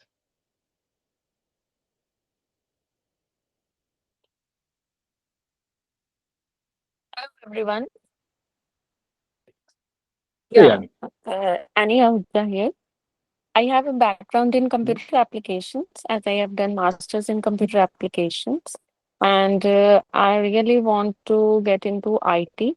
That's why I joined this course, and it's really feels amazing about the content and your way of delivering the content. It's really fascinating, Thank you. and I'm lucky to be part of it. Thank you. Thank you. Thank you. Very thank you. Thank you. Thank you. Yes. Who wants to go next?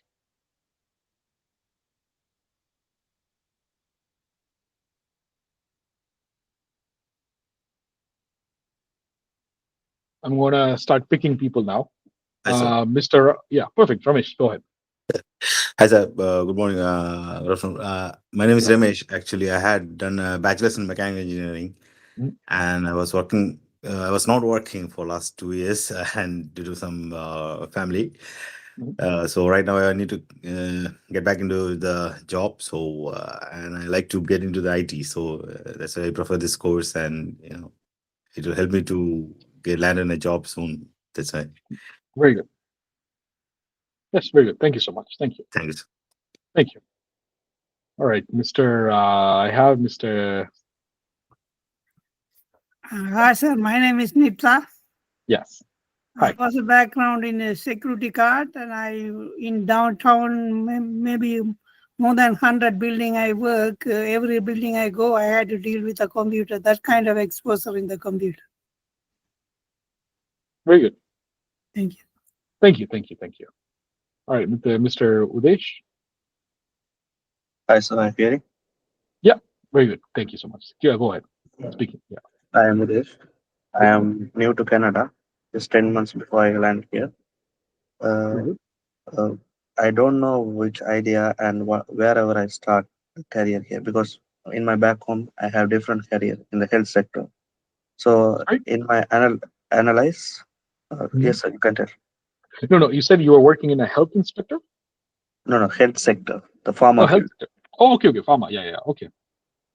So here, when I analyze that job market and the Mhm, industry overall, the IT is a booming sector in Canada.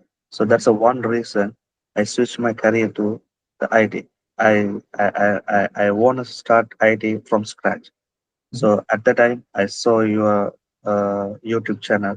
So mhm. I got idea. So you are the person for career changer in my life. That's the thing. Yeah. Very good. Yeah, very good, Mr. Udesh. Very good.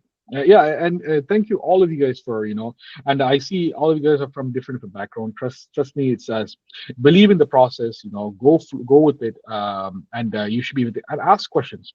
If you never sure, ask questions, and I will never ever be disappointed or mad at you for asking questions. Okay, as long as it's within the course, I'm okay with it. Okay, but other than that, you're more than free to welcome to ask questions, and it's about this course is about making sure to gain your knowledge, right? So your questions are welcome. Okay, but I'm very appreciated that everybody is able to unmute and talk about yourself for the past and your experience, and it's very unique to see everybody is from a different genre, right? So and it's very good good benefit. Okay, and trust me, whatever we talked in the modules, it might not make sense to you now, but you'll see the difference when you start getting exposure to the each modules. Okay, it's every class, every batch we start, I always see this, and then there's a huge improvements when you go in. So for the day one to day thing, and you'll see a difference when you watch these videos. Okay, because we will talk about this every class.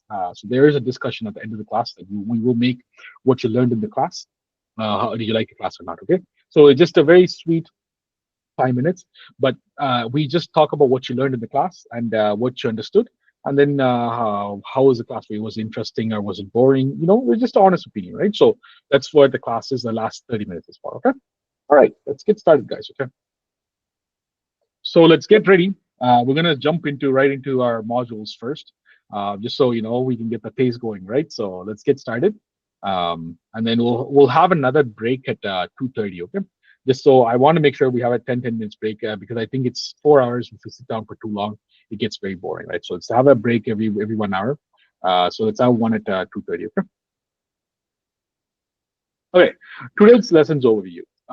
So what we're going to see about this is about IT in a corporate environment, understanding IT departments, your role as an IT help desk analyst, introduction to hardware components, understanding operating system. Okay, these are the things that we're going to be covering in this lesson. When in the top it says today's lesson, but it sometimes goes beyond day, or it goes less than a day. Okay, so we'll cover that. Okay?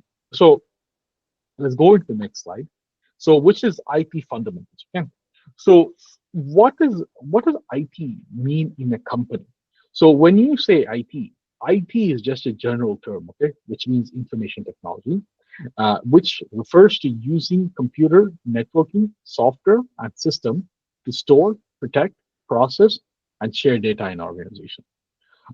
Which means, anything a company does. If you think about right now, any company you could think about right now, there is no company in the world that is doing well that does not store the data, that needs to protect the data or process the data, right? So that is where IT comes into place.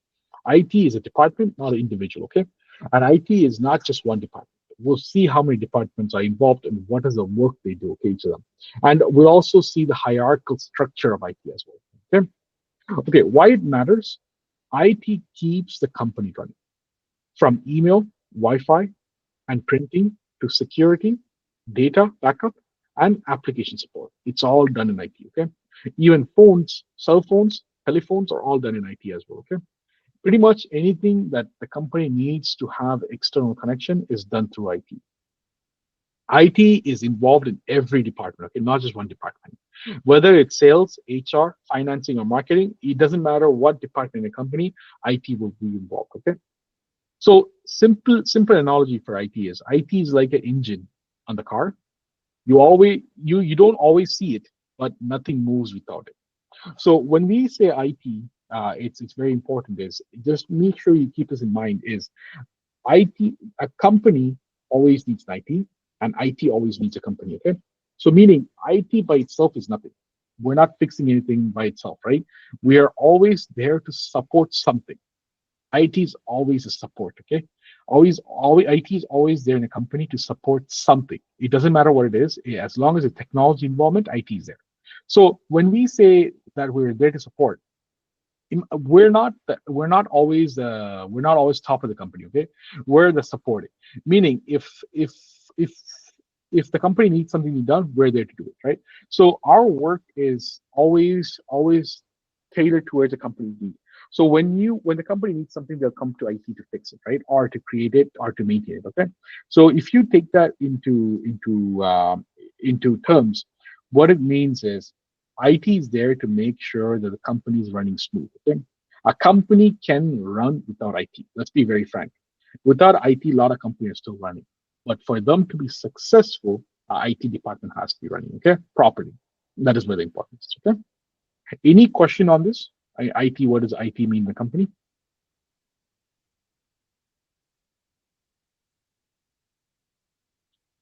Perfect. Okay, so how does IT team work? Team collaboration, okay? IT teams are divided by roles, but they work together to support the entire company. So remember I talked about it, right? So IT itself is not one team. There's several departments in IT. So you'll see in the next couple of slides what are the department, how do they work. But IT is never just one big team.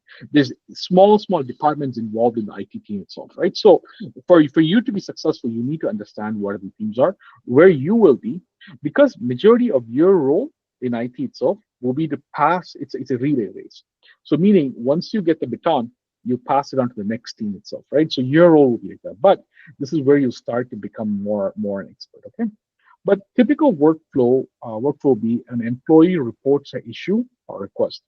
What is the issue or request? So if there's a problem with already working system, it's called an issue. If they want something new, it's called a request. Okay. So an example of an issue is I'm not able to log into my computer, or my monitor is not starting. My computer is not starting. Those are all issue. It was working before, but it's not working now, right? So it's called an issue. But where somebody asks you, can I get a new computer? Can I get a new monitor? Can I get a new software installed? It's called a request, meaning they're asking you something, right? So the two different classifications, okay? Please make sure you understand that properly, okay? There's a difference between issue and a request, okay? When we go into a little bit more in depth, we'll understand that the issue also divides. It has its own classifications, but just make sure one is the issue, one is the request, okay? A help desk, you Response and troubleshoots provides the service. Okay, or provides service. So your thing is to make sure to respond to something like, let's say if somebody calls you to tell you I can't log in, your response should be, okay, hey, for sure, let me help you with it. Let me see what we can do to fix you, what we can do to make sure to your accounts you can work on, right? So you're trying to give them a solution. Okay, troubleshoot to provide a solution, or troubleshoot to provide information to the other departments that they can help you out. Okay, we'll see the departments in just a couple of slides. Or you're there to provide a service. If they're asking you, I need Microsoft Office to be installed on the computer, you are there to install it for them as long as they have the permission. Okay. Okay, if it's more complex, it's escalated to a correct team, network, server, or software.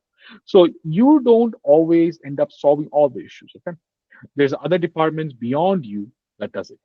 You as a level one will be doing anything that's a level one related. So like account lock, account unlocking, email account reset, asking the right questions, and passing to the next team, which is the network, server, or software team. Okay, but you will need to understand how to troubleshoot properly to pass it on the next team. You don't just pass it on saying I don't know this and pass it on. If you don't know, you ask the right question, you research, you will develop a troubleshooting methodology that you've asked the right question. With that question and answer, you'll pass it on to the next team. That is very important. Okay, that's what you'll learn here as well: how to ask the right question and how do you actually properly diagnose the certain issue. Remember, we talked about it. There's a ITIL framework for it. Okay. Once resolved, the solution is documented. You're also in charge of, if the resolution is found by you, you're there to document it. In some company cases, the higher department, once you pass it on to the networking team, for example, once they find the resolution, they will give you the task again back to you to complete it. Once you complete it, you're documenting, okay, to say how you fix the issue. So in the future, if the same issue comes back, you're there doing the same issue. You're following the documentation to fix the issue again, relevantly faster. Okay, does that make sense, guys? Any questions?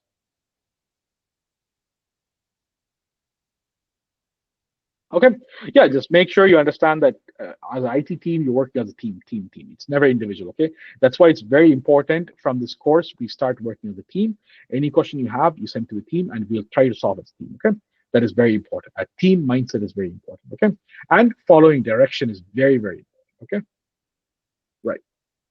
Sir? Yeah, go ahead. Yeah, can you please explain that what is the meaning of documentation here? That solution is documented. Perfect. Very good question. So, when we say documented, let's say this, right? You find out, okay, somebody calls you and tells you, hey, Annie, I'm not able to log into my computer, right? You end up troubleshooting and you find out their account is locked out because they went on a vacation and they Mm. came back, right? Mm. And because they didn't know that their account is locked out. End of the day, you don't expect the user to know. It's totally IT, right? They don't know. Yeah. They don't need to know. So you Mm. found that out, but it took you a little bit longer to find out, or you know right away, right? Right away, the Mm. account is locked. You go and check in, the account is locked out. But Mm. you still document saying, okay, this user called at this time. I checked the Azure Active Directory. The account was locked. I unlocked the Mm. account using this. I went to the account. You put in the steps you followed to unlock the account into the ticketing system, and you document it. We'll actually see how the documentation works. You'll actually do some documentation as well. But each company will have their specific how the methodology of documentation. But documentation is basically writing down what exactly you did to solve the issue. Mm. Solution, basically. Okay? Does that make sense? Yeah, Perfect. Very good thank question. you. Yeah, no problem at all. No problem. Any other question, guys? Perfect. Okay. So what are departments in IT? I'll show you in lots of slides what are departments in IT. Okay. The first level in most companies we take, almost all companies we take that's running a proper IT department, sorry, is it's called IT help desk or IT support, which is you. What you'll be playing. Okay. You are the first point of contact for any technical issue. It doesn't matter what. You'll be the first one to they call or email. Okay. Your department is the one that's first calling, or they'll call. Users will call. Anybody will call for any IT related issue. You'll fix your role when you enter in IT first to fix common issues, okay? Like the basic issues or common issues called, which is like password reset, software installation, printer issues, those type of things, okay? I can't log in, my MFA is not working, like very, very common issues and basic issue. Usually what we say is any issue you can fix within the 15 to 30 to 45 minutes mark. So usually 15 to 45 minutes mark will be your role. Okay, so which means you're accessing the system to check and fix the issues. Okay, anything beyond 30 to 45 minutes, it will be another department's issue. Okay, they'll resolve. But anything within that 15 to 45 minutes mark, you'll resolve on yourself. Okay, which is what we'll train you based on of. The tools you'll use are like ticketing system. Some of the examples are like Freshdesk, Zendesk, Jira, ServiceNow. These are some things. Web Help Desk. These are some things that you would have heard when you apply on LinkedIn or when you see ticketing system. But ticketing system is a ticketing system. As I said, they work on a basic of 5 pillars. We'll see what they are when we go into ticketing system. I don't want to just too complicated right now. But you'll work based off ticketing system, and some works are given to you by a team lead. Okay. Anything that you need support for, you will always have a team lead that you can talk to or your manager. Okay. A team lead is usually someone who is senior in your role, who knows of IT help desk and who knows a lot about it. Okay. All the troubleshooting stuff. This is a beginner job. Yes. This is a beginner level. This is an entry level job. Okay. This role, most in entry level 1, does not need you to have any sort of experience, work experience, but needs you to have understanding of Azure, Office 365, servers, and those type of things, and certifications. Okay, certifications enough to get into the roles. If you see in Indeed or LinkedIn for the level 1 or entry level role, they say relevant experience or education or certifications. Okay, is enough, which means with the certifications you get in and they'll train you, but you need to have understanding of it, right? Certifications, you can do a brain dump and give a certification too, meaning you'll just study the question and answer and get the thing. But when you go into interview, you will not be successful. Okay. So that's what it is. The next is a networking team. So they are in charge of making sure to keep the internet for the company, Wi-Fi, VPN. A lot of companies, landline phones, and as well as the intercoms and those type of things. They're the ones maintaining it. Okay. Servers, switches, routers, and those type of things.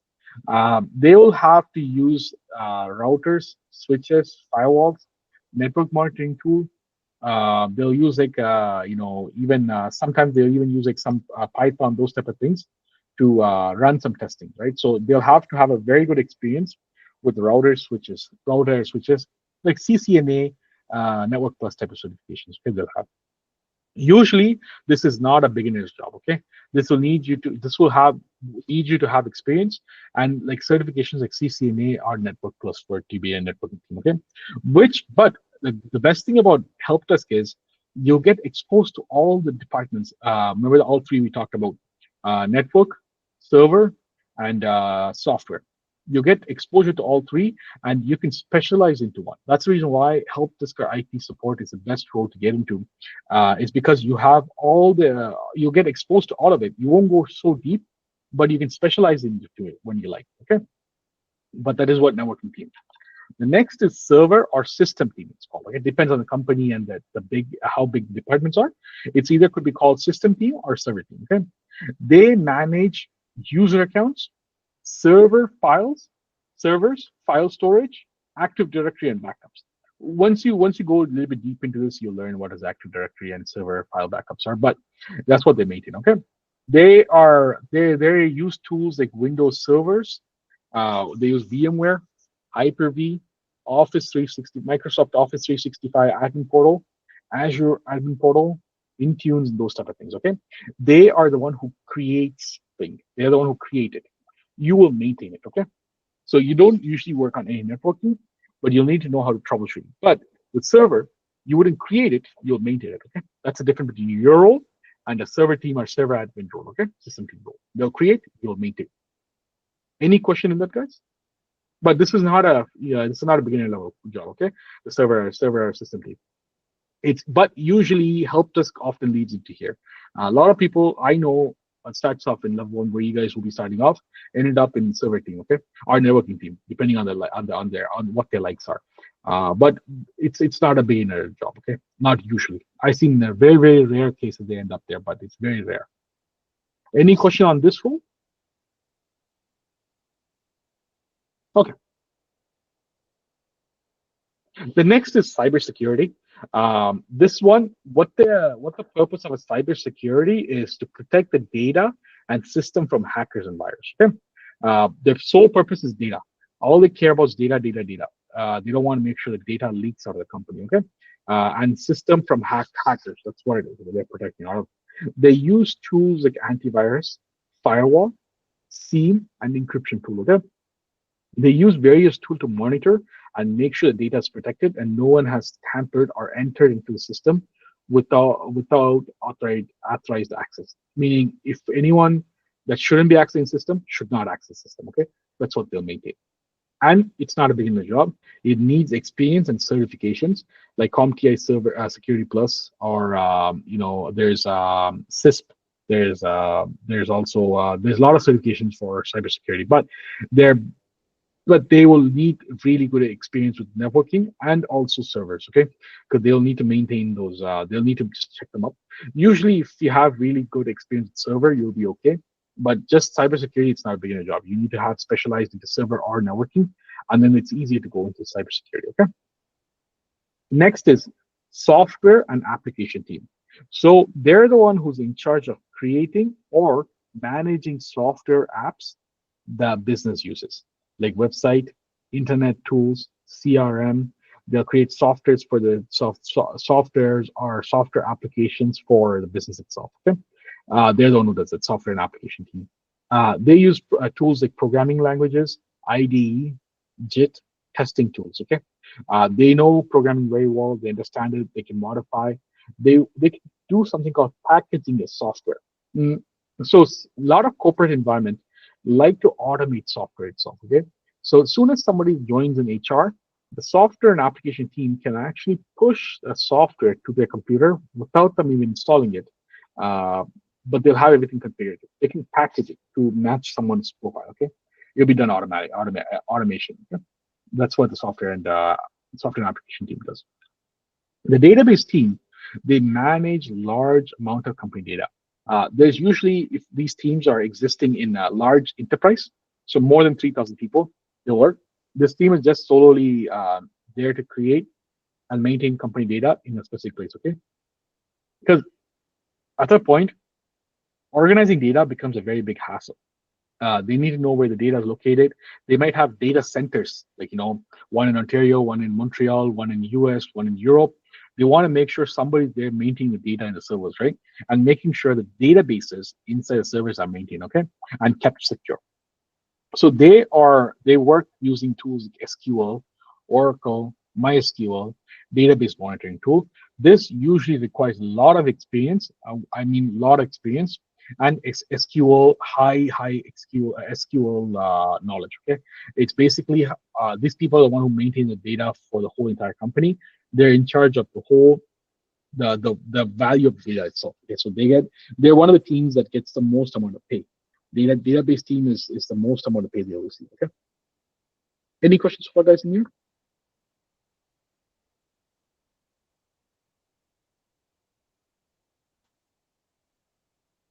Okay. Now we come into the management team. Okay. So these two, think of it like the foundation layer. Okay. So you being the first level of entrance, and these six will be the basic level of team. Okay. The teams, the first layer of team. The next is the management team or team lead. Okay. In between them and management. Okay. This is the management team. Okay. The next layer above. So first is project management team. Okay. So this team involves with planning and leading IT projects. So there could be a lot of companies, big companies have something called PMOs, project management office. Okay, they manage the whole project for a whole company itself. But a project manager there'll be one manager for IT itself. They'll manage all IT's projects. Okay, they're the one who's leading the plan, who's developing the plan, who's maintaining the IT projects. Example like software upgrades. Like if they all have Windows 10, if they want to go into Windows 11, They'll plan it, they'll coordinate it, and they'll do everything. Okay, because IT does not have the resources to do that, right? It needs a proper project manager. Okay, and if they are imagining they're bringing in like 200, 300 different printers, they want to put across 10 different office. Project manager will do it, right? Project manager will plan, coordinate, they'll get all the quotations, they'll manage everything, and they'll actually manage people too. They'll make sure whoever is assigned to the work is done properly. They'll make sure to keep everyone accountable, meaning they're the one who's there responsible for making sure the work is done. Okay. They use tools like MS Project, Jira, Asana, Halo. Like those are like project management tools and stuff. Okay. Project management is not a beginner job. It needs experience managing tasks and people. Okay. It comes with experience. You can become project management, but it needs experience. Okay. You need to have very good experience in managing project. It is a very hectic job. Okay. But it is possible. The next is team leads. So team lead can be for each department. So there could be, so each department, like help desk will have its own team lead, networking team will have its own team lead, server team will have its own team lead, cybersecurity may have its own team lead, software and application team can have its own team lead, database team can have its own team lead. Okay, but team leads are each department itself will have their own team lead. But it's usually a senior tech who leads a small team. Okay, like the help desk will have a team lead, networking team will have its own team lead. Usually it's the senior people in the team. They have the most amount of knowledge of the work. Okay? They'll become team lead. They're the one who's assigning tasks and supporting junior staff, act as a bridge between management. Okay, so if you see here, team lead manages tasks. They don't manage people. Okay, team leads don't manage people, they manage tasks. So if the manager tells them we have, these are the work that needs to be completed, they will make sure the tasks are assigned to people and the work gets done. They don't manage people. Okay, they manage the task itself. They just manage the work is done or not. Okay, but this one needs experience as well. This one's not making their job. Okay, it needs you to understand the technical portion. It needs you to understand what is work and how does a work and what type of work needs to be done to complete the work, right? So it's a few years into your role, you'll become a team lead. Usually what we've seen in the past is people who enter in help us, you can become a very good senior team lead or team lead or senior help desk analyst within a year and a half to 2 years, 2 years mark. The year and a half, 2 years mark will become a senior or team lead, which is highly possible, very highly possible, as long as you put in enough work and you become, very focused in work within 1.5 years. And at the 2 years mark, you should be switching yourself into, as I said, into server or networking, depending on whether you like it. Okay, but that's where it is. The next is manager. Okay, who oversees the department, like IT support or infrastructure. In some cases, both. The reason why I said in some cases both, a lot of companies, like bigger companies, 3,000 people and more, 3,000, 4,000 people and more, I'm talking about, they like to have someone called IT service delivery manager and IT manager or IT infrastructure manager. Okay, so what it is IT service delivery manager will take care of anything that is customer facing. Usually the IT help desk will be under them. Okay? IT service desk manager. So they'll take care of the IT help desk, which means they're providing service or service to the customer itself, right? They'll be facing the customer. So they'll make sure that the customer satisfaction is upfront. Whereas IT infrastructure manager will take care of the servers, they'll take care of the network. They're the one who's assigned the task to make sure the work is done for the networking, the server, cybersecurity, those type of things, right? They'll manage the data and they'll manage the servers and those type of things. Okay, so that's the reason they split in two. In a lot of companies that's under 3,000 people, they like to have someone called just IT operations manager, who will take care of help desk, cybersecurity, server, networking, and project management. They'll take care of all four of them. Okay, 4 departments, because they just don't have the budget to spend for IT 2 different managers. Okay, that's the reason why. It's not common when you go beyond the 4,000 people working in a company. When I say 4,000 people working in a company, I mean everyone, not just IT. Okay, but I mean everyone. Okay, when a company reaches 4,000 people and more, it usually they'll split it up into IT service delivery and IT infrastructure. Okay, but like anything below 4,000 mark, they'll have just IT operations manager, which is more than enough. and he'll be very busy person. Anything 3,000 and more or less. Okay, he'll be busy, but he won't be. It'll be very hectic too, but it won't be something he cannot manage. Okay, because with the team, proper teaming, team leads and everything, because he has team leads, he can assign work, right? But he made sure that department like IT support infrastructure are taken care of, manages budgets, hiring, and planning. Okay, these are his main scope of work. uh, See here the responsibilities like the tools, it changes, but it needs skills needed in leadership, reporting, planning, and strong technical background. Okay, these are the four things at a IT operation manager, IT manager look at: is leadership, reporting, planning, strong technical background. It doesn't need that you need to be very very technically inclined. What I mean inclined is you need to know how to configure a server at this point, because even when I mean, I've been an operations manager for about now 5 6 years now. If you give me a server right now to configure, I can do it, but it'll take me more time than a team lead or actual server admin can do. Right? It's because right now my role is to make sure that the projects is running properly, the servers are maintained properly, that I'm responsible for the company itself. Right? Or my next department, which is a director department. Right? But it's understand managers will maintain the people, they manage the budget, they manage the hiring, they manage the planning. Okay, which I'll tell you, the next department will plan the budget. Okay? But any questions so far in this line? This is the second layer. Okay, perfect. Okay, so this is like the third layer. Okay, which is like the director of IT. So usually in a lot of companies nowadays, if it's less than 3,000, 2,000 people, I see there's usually director of finance will also take care of the IT as well. So it'll become director of finance slash IT. It won't be IT itself because they don't have the budget in the day, right? Because if you look at it, a manager needs to get paid at least minimum 101, 115 to 135, 140, okay?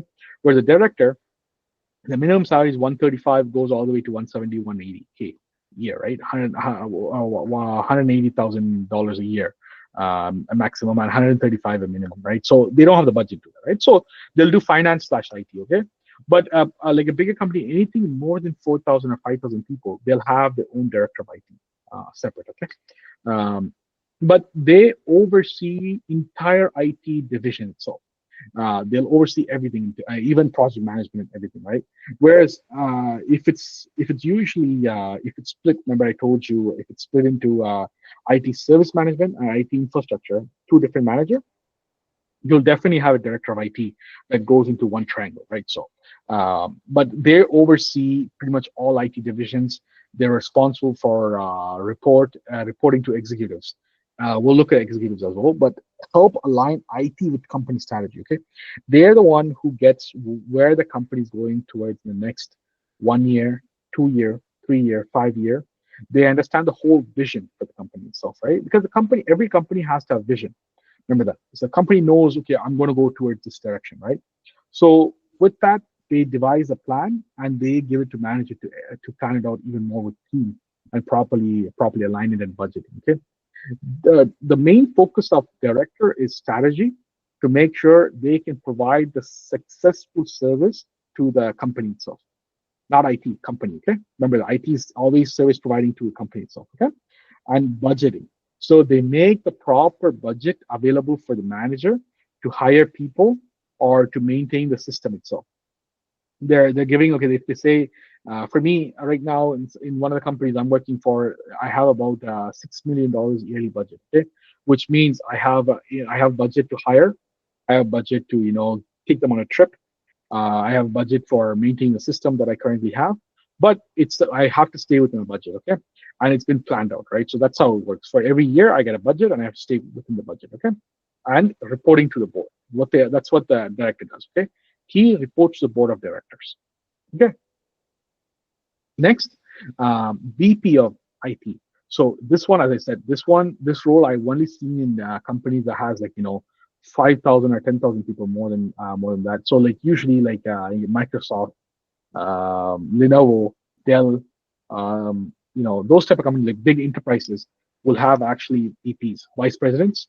So there are high-level executives who helps devise long-term IT visions and investments. Okay, so if you see a VP of IT in a company, you will know they have very good investment in technology. That means it's a very good company for your long-term goal. Okay, they'll have a very good long-term goals, and they have a very good learning growth pattern for you too, is because they have vision for it. They have invested a lot in IT for them to have a VP of IT. Even having a director of IT is still a very good sign. But when they have a vice president of IT, which means they have actually invested so much into IT that they have their own department and VP, right? Which means you'll have a very good growth, okay, inside the company itself. So it's a very good company to get into. Well, as I said, it's only they'll have only a VP of IT when the company is so big and they invested so much into IT itself. But they are very strategy. They're high level. They don't know. They don't care too much of in depth of how server works, but they're more on long term IT vision and how the money is getting put into IT. And usually these are like very good companies who work with technology itself. Okay, and their focus is technology strategy, budget, partnership, and compliances. Okay, they want to make sure they tie up partnership with different companies to bring in more business into IT. They're very good at strategy, budgeting. Okay, how much budget should I need for the next 5 years, 10 years? That's the type of talk they'll have. Whereas a manager will talk about 1 year budget, director will talk about 1 to 2 years budget, right? But whereas VP will talk about 5 or 10 years worth of budgets. Okay, what we have in the pipeline. That's the type of talks they'll have. Okay. The next is the C class, so which is the executives. Okay, which we talk about executives. They're part of the board of members. Okay, um, what I mean by C class is there is CTO, CFO, COO, and CEO. So what these terms are: CTO stands for Chief Technology Officer, CFO stands for Chief Financial Officer, COO stands for Chief Operations Officer, and CEO, as you guys all know, stands for Chief Execution Officer. Okay, these four are board of members, but remember that they're not the boss here. Okay, when you have a C class, it means they're reporting to someone above them, which usually are investors. Okay, investors, they invest in the companies. They're usually responsible. The C class is responsible for investors. So even the C class has to be responsible for someone. Okay, and the C class, all they care about is bringing in business into the business, meaning they care about bringing in money into the business. Okay, making sure that the business is running, they have enough coming in and going out, coming in and flowing into the business, right? That's what they solely worry about. They don't have too much time to waste about thinking about small stuff. So that's why when director or VP goes to talk to them, it's a very quick talk about what is the budget and how can it bring in more value to the business.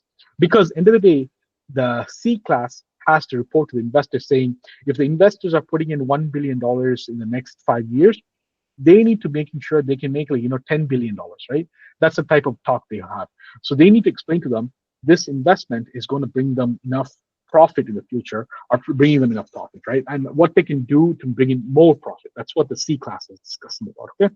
Usually, when you have a C class, it's a public company.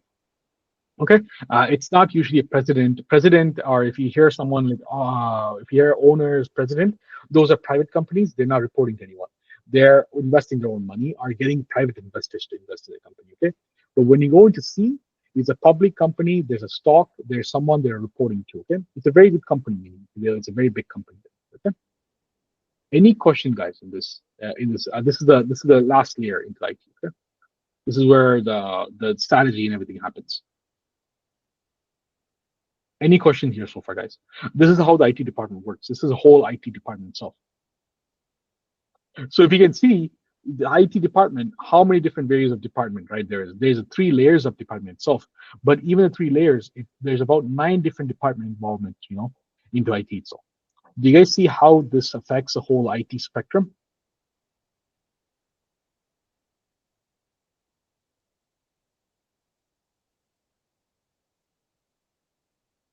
Okay, awesome, no problem at all. Okay, so these are the roles in IT. Just a summary of it is IT help desk analyst. The role you'll be playing is the first line of support for almost all technical issues. If you can solve them within, it depends on the company's protocol. Some company have it where 15 to 30 minutes will be you guys. or it gets passed on to the next, right? But you'll be supporting all the basics and fundamental technical issues. Okay, you'll be asked to troubleshoot. You'll be asked to document anything you find. Let's say, even if you can't find them, you document your troubleshooting steps, okay? Which we'll look at in the class later on in class. Network analyst or networking team does manage internet routers, VPNs, Wi-Fi, telephone lines. Also is managed by the networking team. Okay. System or server analyst or team handles user accounts, servers, and backups. Anything to do with system. Okay. We'll look at that too more, but we won't go depth into the role itself. But you have understanding what is a server and everything when we start working on Azure. Okay. Cybersecurity analyst protects data from hacking, virus, and breaches. Okay, that is the main role of a cybersecurity analyst. Software application analyst builds and manages apps and softwares. Okay, that is what the analyst does. Database analyst does is organize and protect data like SQL, backup, and access. Okay, they make sure that the data is stored somewhere safe and it can be accessed when it needs to be accessed. Okay, but these are the technical teams. These are roles in the technical teams. Okay. The next is project and planning. A project lead is someone that reports to a project manager. Okay. So project lead is someone who's starting out in the project management field and who does not have enough experience to run project by himself, but they oversee the technical delivery of one project, just one project. Okay. Work closely with tech team. One or multiple projects they can run too, but they won't be planning. They won't be creating a plan. They'll work from a plan that a project manager has created. Okay, a project manager plans the timeline. When does what happens? When does the end has to? When will it start? What are the resources? Meaning, how many people do I need? How much money do I need? How many things do I need? Those type of things, right? They'll manage a resource. Okay, and the goals they manage. Okay, what does the consideration of end is for this project? Okay? How do we call the end? Okay, that's the thing. Communication between departments will be done by the project manager. Okay, they'll communicate what exactly needs to be communicated to each department. Okay, that's what a project manager does. The next is leadership and oversee. So these are the teams we talked about. Team lead, who's a senior staff supporting a small team or a shift, but they'll be managing the work itself. Okay, IT manager manages the department like supports and networking. Okay, director of IT oversees the entire IT operations and strategy. VP of IT sets long-term visions, connects IT to company goals. So, okay. Chief Financial Officer approves IT budgets and investments, focuses on cost and value. Okay, each role supports the company in different way, but works together for the same role. Okay, like if I'll say it again, each role supports the company in different way, but works towards the same goal. Okay, efficient and secure business operations. Okay, that is why each role is very important. Okay, what is your part in the IT department? Your role as IT help desk analyst, you are the first point of contact when something goes wrong or someone needs something. You help you help users with onboarding or offboarding. What is onboarding, offboarding means? You might have a question. So when somebody joins the company or when somebody leaves the company, okay, that's what onboarding, offboarding is. Okay, when somebody joins or leaves, onboarding means somebody comes in. Offboarding means somebody leaves. Okay, there's different aspect to it. You have a hands-on experience of onboarding, offboarding as well. Okay, when we go into assignments. Okay, new installation of softwares. You'll probably have to install software which already has documentations on, or you might have to install it and create documentation on how to install the software as well. Okay, both can be part of your role. Password reset, software errors, finding out and troubleshooting software errors and fixing them, possibly, if not passing the errors to the software and development team, right? Next is email or printer issues. Okay, and device troubleshooting. Anything big, you will escalate up to a different department, which could be the system and server department, network department, software department, cybersecurity department. In some companies, they have something called desktop support departments. What they do is they fix hardware of desktops, okay, which is very rare nowadays. That's the reason why all companies are getting warranty on all computers. And anything happens, they'll send it back to Dell, Lenovo, or HP just for warranty. Okay, it's just easier, cheaper for them. Okay, instead of hiring a whole department for it. Okay, guys, any question on IT department, the hierarchies in IT department itself? Yes, sir. Yeah, go ahead. Sir, which ticketing tool we are going to use for the practical demonstration of Yeah, generating ticket? you'll use something called OS Ticket, OS ticketing system, which is a open source ticketing system. For Okay. you, it's already pre-set up with all the status. You'll also have all the triages. You'll also have all the incident tickets, incident types there, where you'll be assigned tickets. You'll be required to go through them and solve them. Okay. And rest, Zendesk and all are paid? Yeah, those are all paid, but once you use this, they're all relatively the same. Because at the Okay. end of the day, in a ticketing system, incident is incident, service request, service request. As long as you can differentiate those two, it's the exact same thing. Because when you go into a job interview, they would not ask you, do you know this? This is when they'll hire you. Because they Mm. know different companies use it different, right? But as long as you've worked with one proficiently, you're okay with everything. Because it's always works on same basics of ITIL framework. End of the day, ticketing systems are created based of ITIL framework. Yeah, Okay. actually, in some job specifications, there is particularly mentioned that you must be aware of the Zendesk or Zira or like Yeah. that. So that's why I just asked. No problem. So if that's the case, what you can do is there's actually trials you can get for Zero or Zendesk, right? Which is like 15 days trial. Once you learn this, it's so easy to go in and learn that system.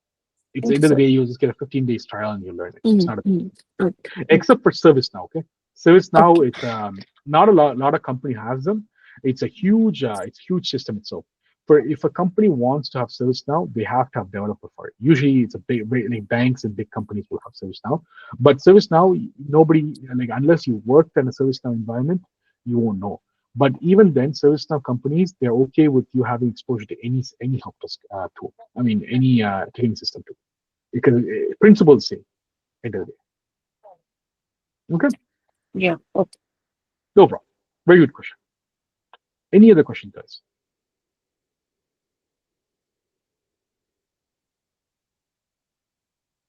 Okay. So, what is your part in the IT department? Tools you may use.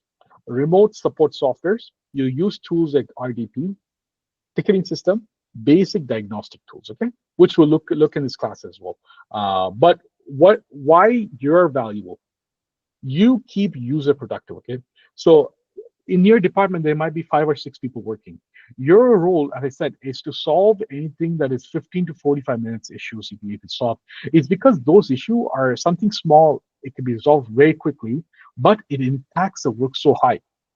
Let's say this: if a director of finance could not log into his computer, if they have to reach a department that's very busy, they're going to be stuck not doing work for even maybe a day or 6 hours, right?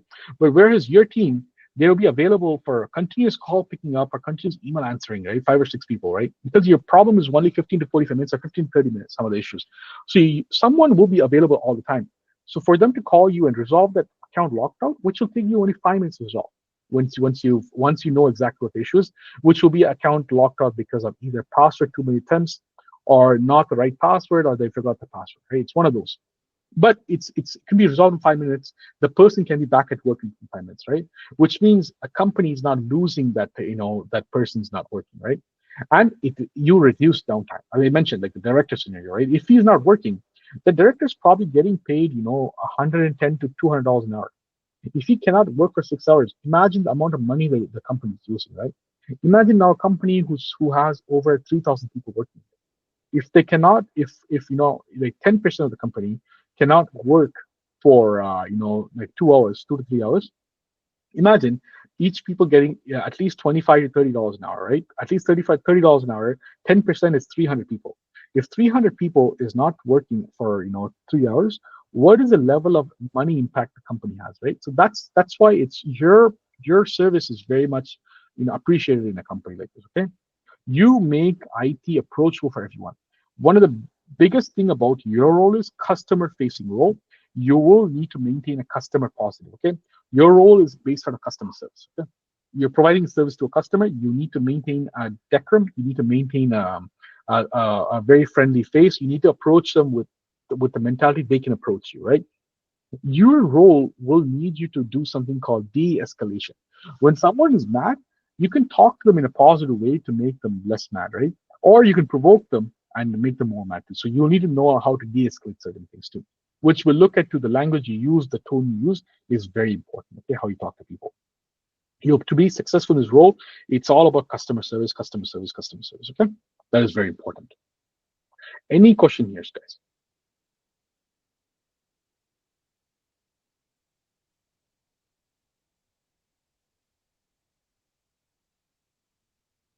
Okay, very good.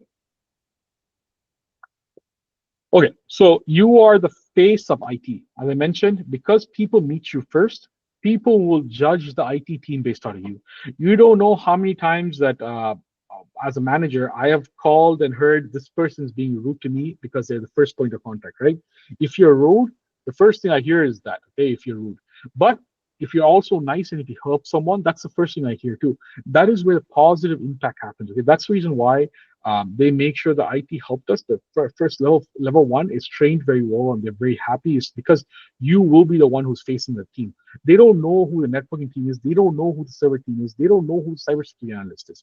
But they know you because you're the one who's facing them. You're the one who'll be talking to them, right? So you need to have a very good personality. You need to build that talking skill. Okay, communication skill is very very important. That's the reason why in this course we focus on the last 15-20 minutes is on explaining about what you learned in this course, how you like this course. It's not about me understanding if you like the course or not, but it's to get that yeah, it's about you liking the course or not, but also you need to feel not shy to talk to people and to express yourself very well. Okay? And you and being fast, helpful response, building trust and confidence, right? Not always being fast is good, but when I mean by fast, if you know a resolution, you need to do that in the right timely manner, right? If account is locked out, if it takes you only 5 minutes, it should be taking you only 5 minutes, right? You need to start developing that instinct of troubleshooting, okay? Which will show you there's a methodology on how to do it. But once you do it, even small issues, you can use the methodology to ramp it down very quickly and document it very well. Okay, how you impact the company is resolve issue equal employee keep. If you resolve the issue, which will directly involve employee keep working, okay, which will improve business keep running. Okay, so imagine like this: if a terminal, like if Walmart has the POS, or where you go and pay for a debit card, right? If the debit card is not working, debit card machine is not working, right? If they call the IT department for you'll be level one. If they ask you, can you resolve the issue? It could be simple as the machine, it just needs to be unconnected, connected back in. If you don't tell them the right time, maybe the store can be losing that within the 1 hour of you not resolving it properly. They could be losing X amount of dollar in so many amount of time, right? So you need to make sure that you are answerable, you are responsible, you're making sure that the work is done in a timely manner, okay? Which keeps the employee working, which keeps the business running, okay? A good support equals happy users equals better moral, okay? Which means when you are happily giving them service and they know you're providing out of genuinity, they're happy too. Okay, and then that equals their work is way better. Okay, and trust me, my managers hears about it. They talk, managers talk, right? So when an employee is happy, they tell the manager, okay, this person has done better service, and that will add on a very good value for you. Okay, because when it comes to promotions or when you come to moving up into the department, that is what's going to help you. Okay, early issue detection equals prevents big problem. Okay, if you can see a trend in an issue, which we'll see later in the class, if you see a trend, like if you see something's happening wrong, it's better for you to tell your team manager or team lead that this is you're seeing this often than this in this day today I've seen six times or 3 times this issue. I think this could be a bigger issue, right? So as long as you know it before, tell the whole team or tell your team leader this has been you've been seeing it, right? So we can stop the bigger issues from happening.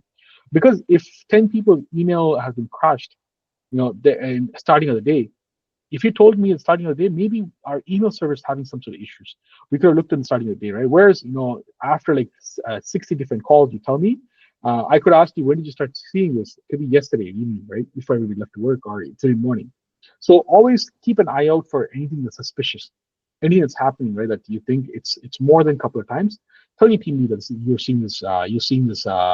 pretty often, and then this could cause a big issue. Okay, so it can be detected early and fixed early. Okay, you're like a first responder, first on the scene, keeping everything stable. Okay, so just like firefighter who comes in to solve the issues, you're first on scene. You're there to keep everything stable. Okay, that's what your role is. Yeah, you'll be the first one contacting. You'll be the one who's always facing the IT. So they'll think that you're the one who's solving the issue, or you're the one who's taking work and passing it to someone, right? So your presence is what brings an importance to IT. Okay? Any questions so far, guys?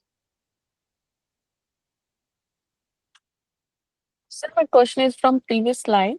Go ahead. Can you give some example of the remote support software and diagnostic Yeah. tool that can be used? Yeah, of course. So some of the tools that corporate environment likes to use, one of the basic ones is remote desktop protocol. That is part of something built into your Windows right now, your Windows computer. It's called RDP, okay? So here, Okay. RDP. So I'll just show you something here. One second. Okay. And this is the diagnostic tool as well? It's not a diagnostic tool. It's what you'll use to remotely RDP. You're seeing my screen right now. So this is a remote desktop connection, okay? So this is built into all Windows computer.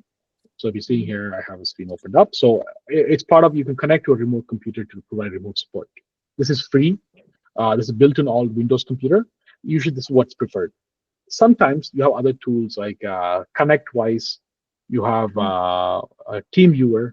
You have LogMeIn. There's a lot of tools, but this is what a lot of people like. It's free and it's more secure and those type of things, right? Right. Basic diagnostic tool they like to use sometimes, it's called Event Viewer. You have Event Viewer, part of your system. So this is built into your system. This report gets sent to your server as well. So usually from server side, you can see any computers, what they have done, if there's any crashing, or if there's any software application closing unwantedly. If somebody tells you the software, when I open it, it just closes after some time, it creates a log whenever it crashes. So I'll show you in here basically. Okay. But there's other tools that a company saw, like they use. There's SolarWind has their own diagnostic software, but it gets installed onto all client computers, all user computers, and if anything crashes, you can see. If they just give you the computer name, you can see what crash they had. So in this one, we can see information level.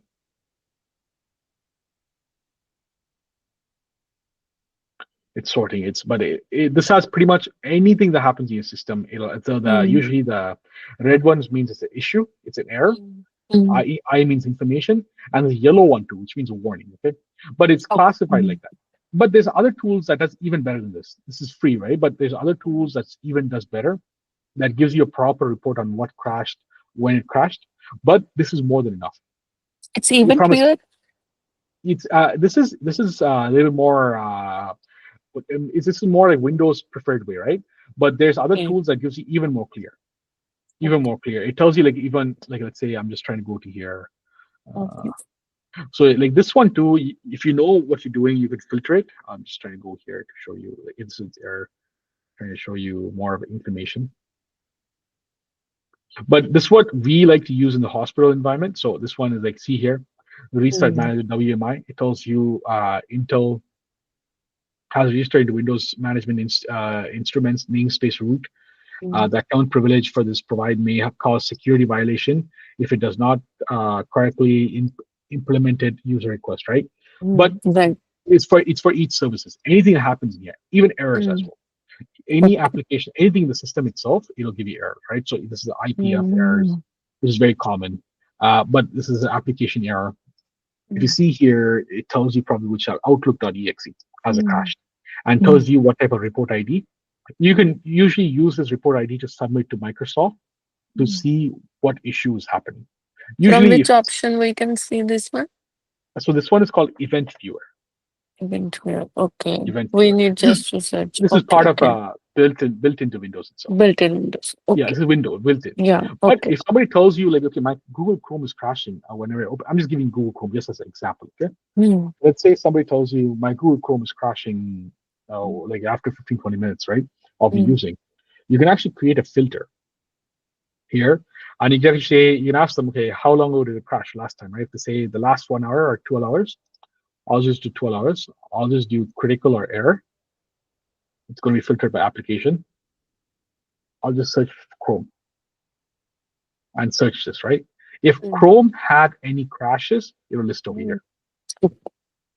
And it'll tell you, it'll give you at least some sort of answers. I'm just trying to get you something here.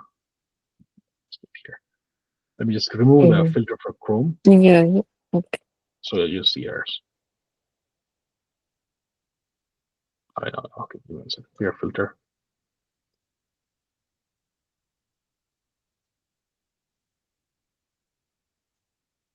Okay, so this is for the last 12 hours what I had. Okay, so this gives you explanation on energy performance optimization policy. So this says that unhandled execution caught during execution of work items, framework event, broadcast, unprivileged, energy performance, execute operation optimizer broadcast received. So it gives you an error module, right? Type error module IPM timer. So this seems like it's to do with the energy module, okay? As I said, this logs everything. If you want to listen through this, if without filtering, you won't be able to, right? If they give you an application issue, like I said, as you see here, you saw Outlook issue right here. Let's say if we go into Outlook issue here,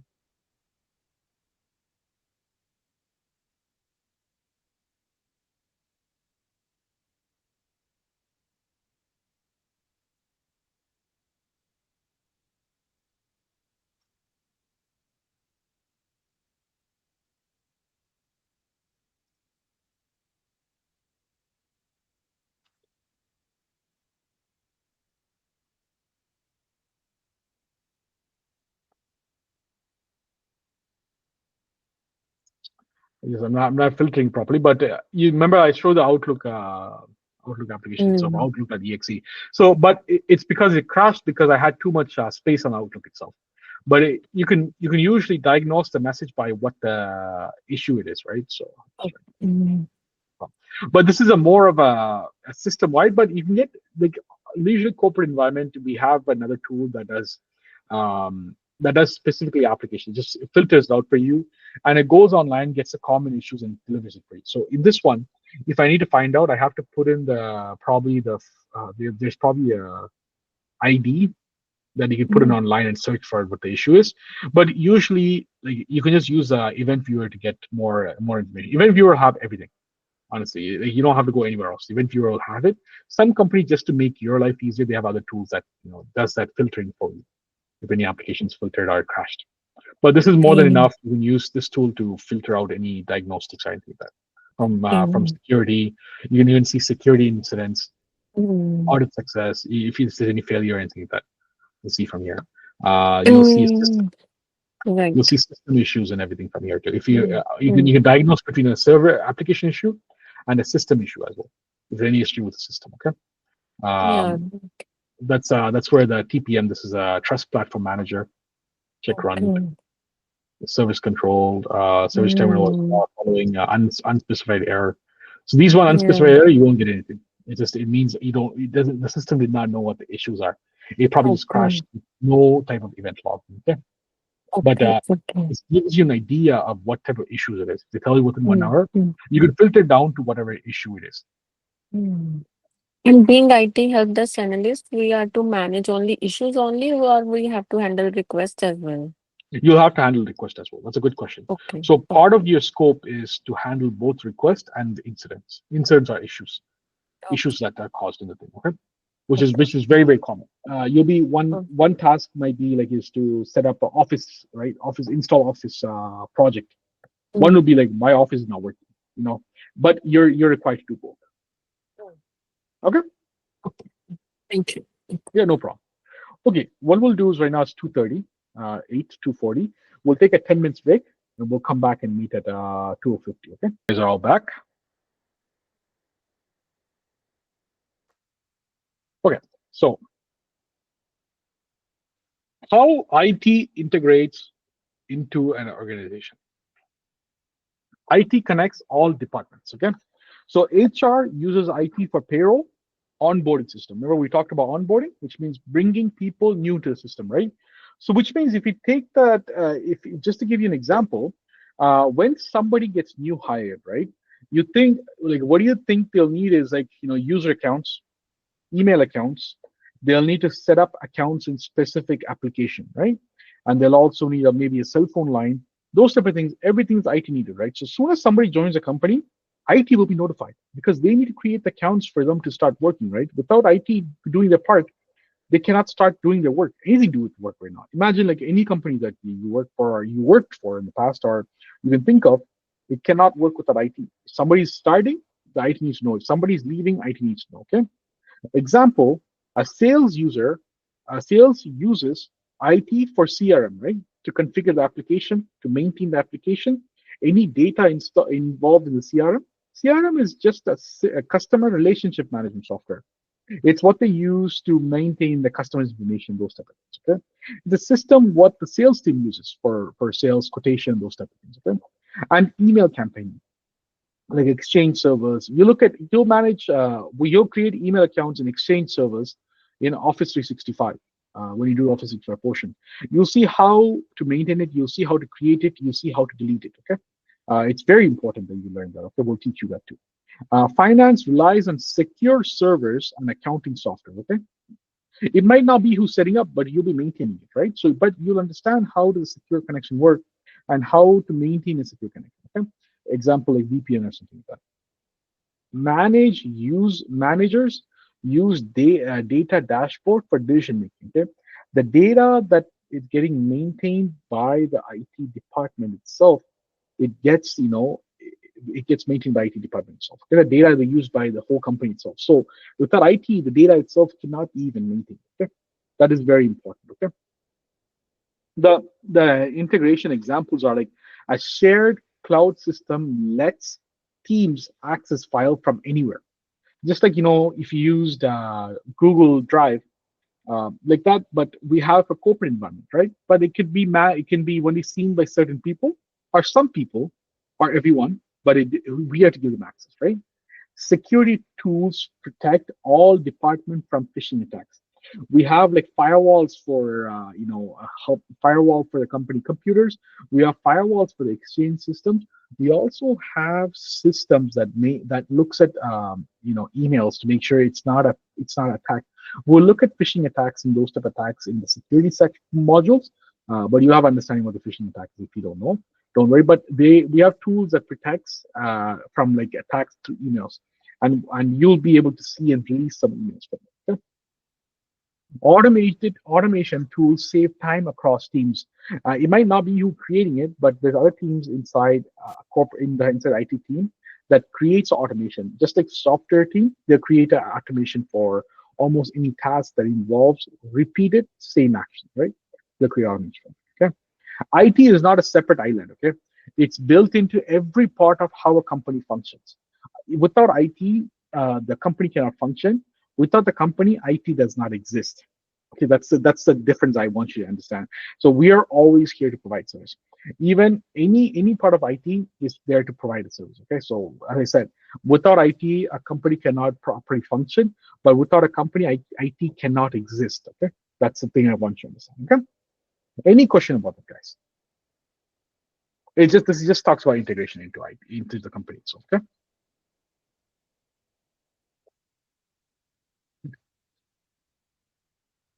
Summary: IT is essential for daily operations. IT department works together to solve problem. You are a key part of IT chain as a help desk analyst. Okay, your work makes a real difference. You keep the business running. Every great IT professional started where you are right now. Stay curious, stay helpful, and stay learning. I started my career as a healthy helpless level 1 2. So I know this is where a lot of people that I know successful IT right now started where you guys are, right? So never lose hope. Always stay focused, always stay curious, always try to learn something new. Okay. That's where the growth will be.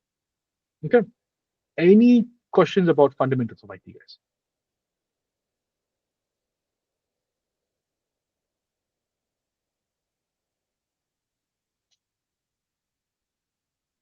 Okay, So for this class, let's cover the IT hardware components as well, because we have 30 minutes. So we'll cover that before we adjourn the class, okay? Because we want to cover as much as possible for today. And you guys will have the video as well to review again. And people who are not during the live class can also view the video and ask questions, okay? But here's, let's go with the understanding hardware components, okay? Which is very crucial for you guys to do some diagnostics. We'll see hardware components. I'll explain to you what those are, and then we'll see what the troubleshooting steps are, okay? So the main things are hardwares on a computers are CPU, RAM, HDD or SSD, motherboard, PSU, cooling system, okay? So what these are, CPU is called central processing unit, okay?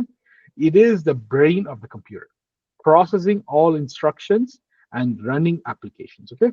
It is what runs the application, it processes all instructions, okay? RAM helps your computer run multiple tasks at once and plays a major role in speed and performance, okay?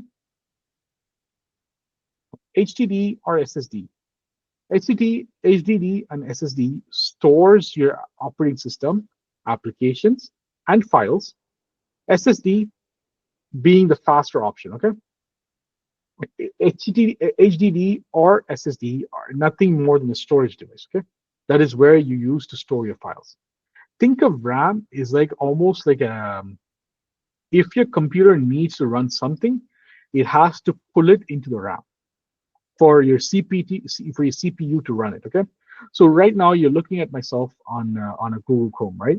That Google Chrome was stored in your hard drive.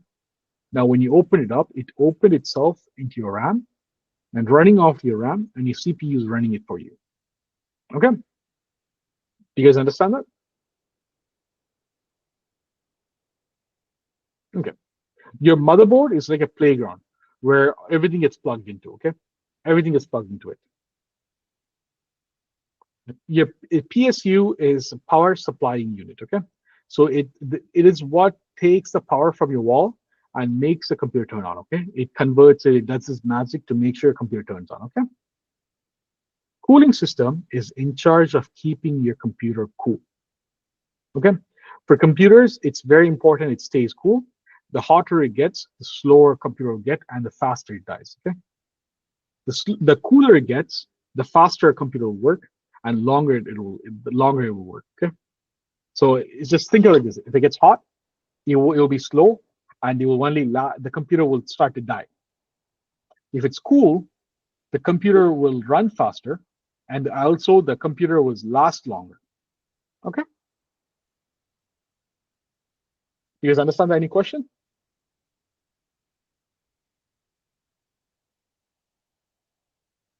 Okay, next is GPU, which is known as a graphics card, okay? This is almost similar to a CPU, but its main task is to handle graphics. So like gaming, video editing, designing work, like video playback, like high resolution video playback can be done by GPU very easily, okay? It's specifically made for graphic processing, whereas CPU is specifically meant for, instructions, right? And running applications. It's CPUs for application instructions, whereas GPU is meant for processing images, games, video games, and those type of things. Graphic intuitive work, okay? That's why it's called GPU, graphic processing unit, okay? Input and output device it's a huge term. It's a category, okay? Think of it like this. Anything that gets plugged into the computer or anything that it takes out information from the computer is input and output. There's other things inside. So everything else goes into input and output, okay? Everything else we talk about now. Peripheral devices, peripheral ports are like USB ports on your computer, monitors, and network cables. Like your USB keyboards, USB mouse are called peripherals, okay? Your webcam is called peripherals if it's external webcam. Your monitors are like peripherals, okay? There's something to extend the thing, right? So extend the computer usage.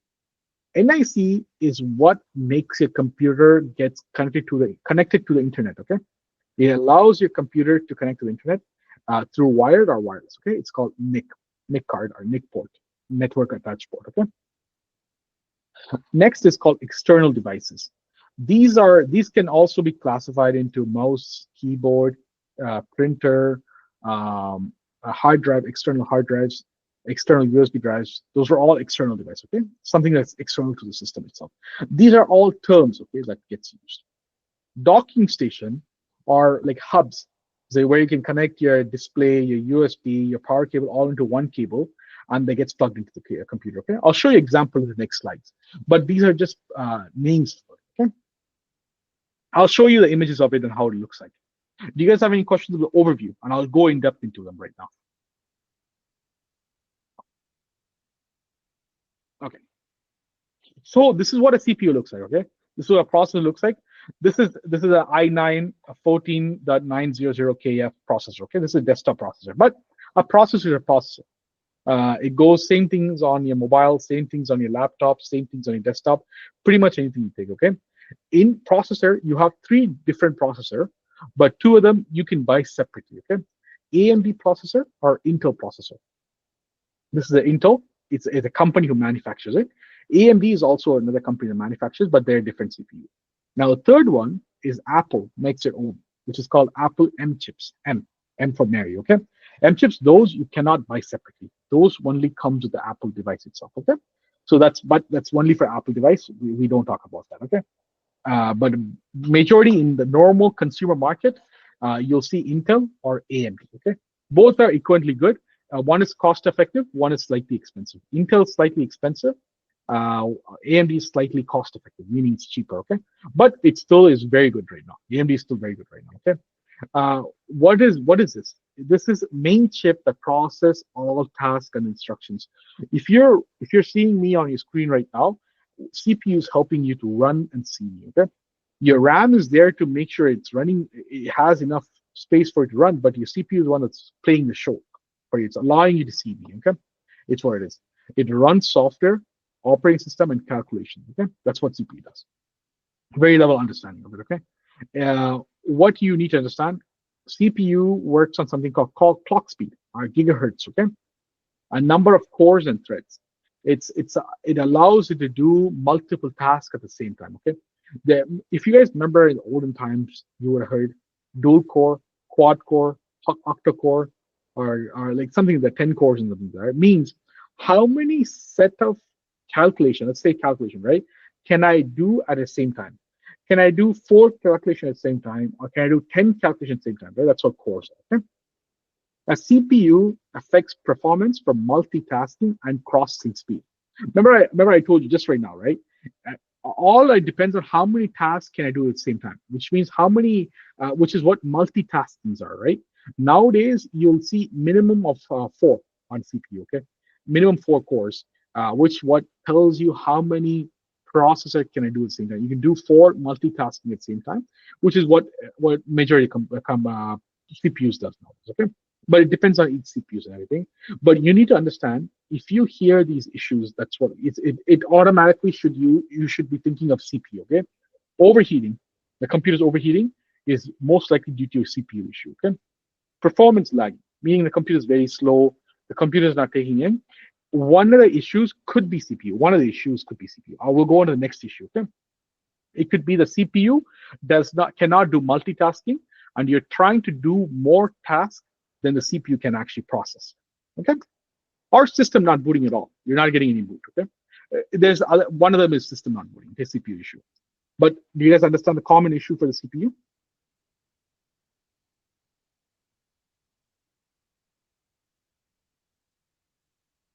Okay. The next is RAM. The RAM is a temporary memory for running programs, okay?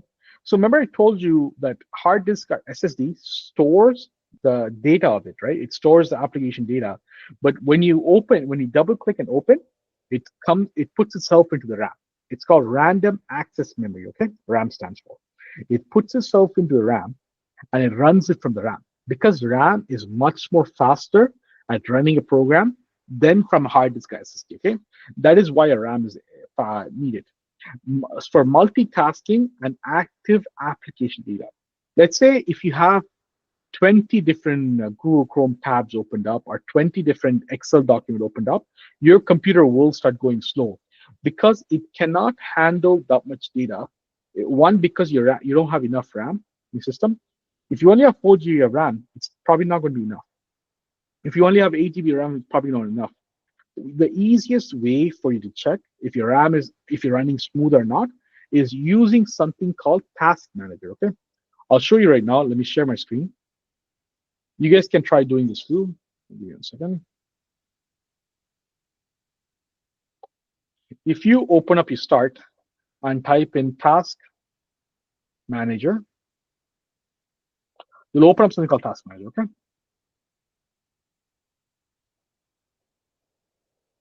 What I'm going to do just to make your so you can see better is I'm going to share just this.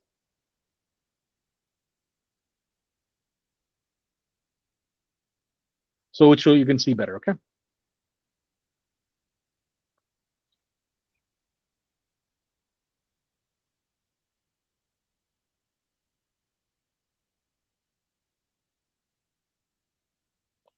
Okay. So if you see here, this is my Task Manager.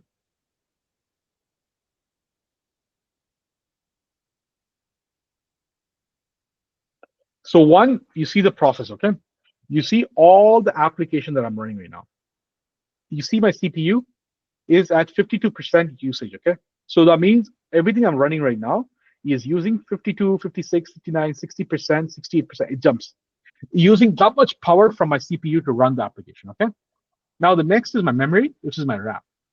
So right now I'm using about 77% of my RAM, but my Google Chrome is using the most amount of it, okay?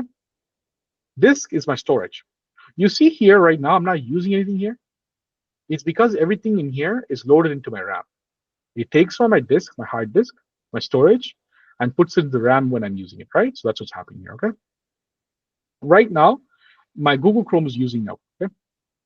Which for the video call, I'm using 0.9 megabytes per second or 0.6. It's using that way, okay? But my Google Chrome is using right now the internet, okay? Nothing else is using it except for BitTorrent web. It's using it a bit. But if you see here, there's one app that's loaded right now in your RAM, and there's some that's in the background process. This is getting used as your system is turned on, okay? So this is just getting used right now, okay? But this is just tells you my CPU usage, my RAM usage. Sometimes if the computer is going so slow, you open up a task manager, you see if any of these are getting used so high. If the CPU is at like 90%, 95%, your computer is going to be slow. If your memory is at like 95, 90%, your computer is going to be slow. But your computer using 40, 50, 78%, which is RAM and CPU is very good speed. Okay, if you're using below it, great. But if you're using this, is fine. Anything below 75, 80% mark is very good. Now, because I have so many tabs of these open, let's say if I were to close some of these, right? So let me close some of these right now.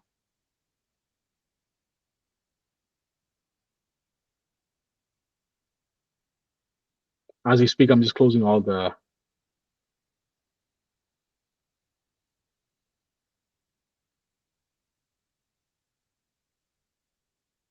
You see how my CPU is jumping up? It's because I'm closing, right? It's taking action, right? So you see all these are still in the background, but it's the efficiency, right? It means that I've been closed it. If I need to open it back again, I can open it, okay? That's what these are. But if I need to permanently close it, I can go here, right click, end task. I close, but I don't want to close. You won't see it, but let me see here. I'll show you this. Share something else, entire screen. Okay, it's going to look very big, but if I want to close something permanently, I can right click here, and you can do end task here. It will close it, okay? But I don't want to close it right now because I don't know which one is the one for I'm doing a video call with, okay? But that's how you would close it, or you can manually close it. If it's not closing, you can go here, right click at the main one, end task, okay? And close the whole program. I'm not going to do that right now because I don't want to end the video call right now, okay? But Task Manager, you can manage manage and view if your computer is running, slow or something like that. You should be able to go here and see what is the CPU usage. The next one let's go is called performance, okay? Which gives you a graphical view of your CPU. It gives you some information about it too. Mine's a 13th generation Intel Core i5 1340, okay? This is my model number of my CPU, what I'm running in my computer, okay? Which tells you how many cores I have. I have 10 core, okay? Which means I can do 10 calculations at a time, okay? And I can process 12 information at a time with those 10 cores. Each core, each one of these 10 core can process 12 processes at a time, okay? Virtualization, we'll talk about this later on the class. This is enabled, so I can do virtualization, okay? And that's fine. This is telling you utilization ratio, how much of my CPU is getting utilized currently, right now, okay? And what is the gigahertz? Remember we looked at gigahertz in CPU, how many it's getting used 1.1, 1.6, okay? And the uptime, how long has it been up since the time I booted my computer up? Most of the issues with Windows can be resolved by rebooting, okay? So remember that Windows are almost Windows, all Windows system, any issues, rebooting fixes almost 70% of the issues, okay? Right. Any question in CPU here?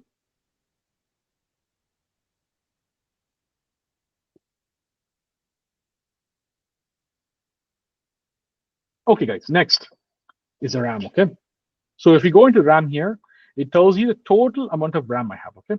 I have 16 GB of RAM in this computer, okay, it tells me, okay? Now, it tells me the speed of the RAM.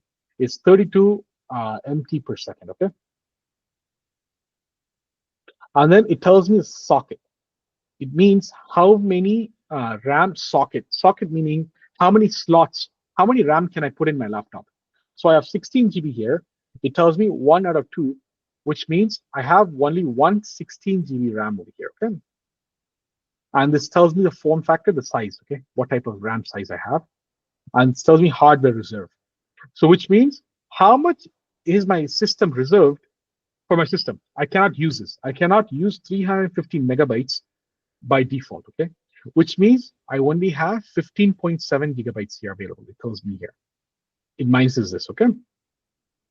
Right now in use, I'm using about 11 gigabytes of my RAM for my current, what am I using right now, okay? I have 4.7 gigabytes RAM left over that I can still use, okay, for my other softwares. Right, my cache is around 3 gigs. We're going to cache a little bit down the course. It's right now it'll be a little bit confusing. We'll go down the road, okay? Any questions on the RAM? If the RAM usage gets about 90-95%, you will see a performance issue, okay? 95, 100%, system will start crashing at 100%, okay? So usually, whenever you go and see, if they, like you see usually like a lot of accounting people, they'll tell you that, oh, my computer is slow, it's crashing. Go and look in their RAM, in Task Manager, go and look at the RAM and see what the usage is like. If they're at like, the, like always like 95, 90%, then that little bit of extra task will crash the system, okay? So you might have to upgrade the system from 16 to 32 or 64 gigs, okay? But this is where you go and check in RAM. Any question on RAM, guys?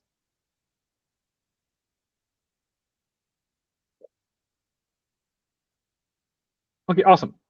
Next is my disk, which means it tells me I have an SSD. This is an NVMe SSD. When I go into the RAM hard drive section, I'll show you how that looks like. This is a solid state drive. SSD means solid state. HDD means hard disk, okay? Which I'll show you the difference are.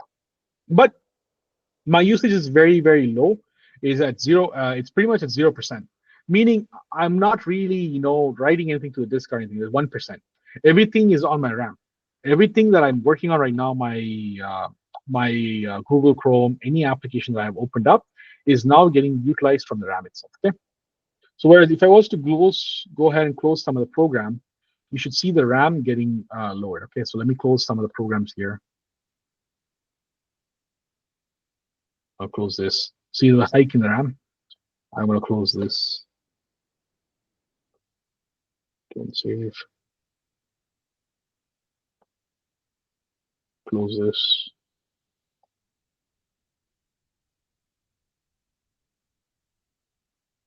You see how my RAM usage has become a little bit free now? If I was to close these, hold on.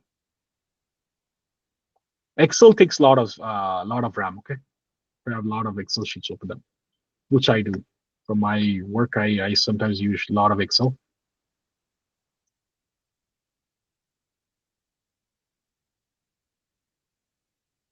See here. I'm going to do this, present something else. Let me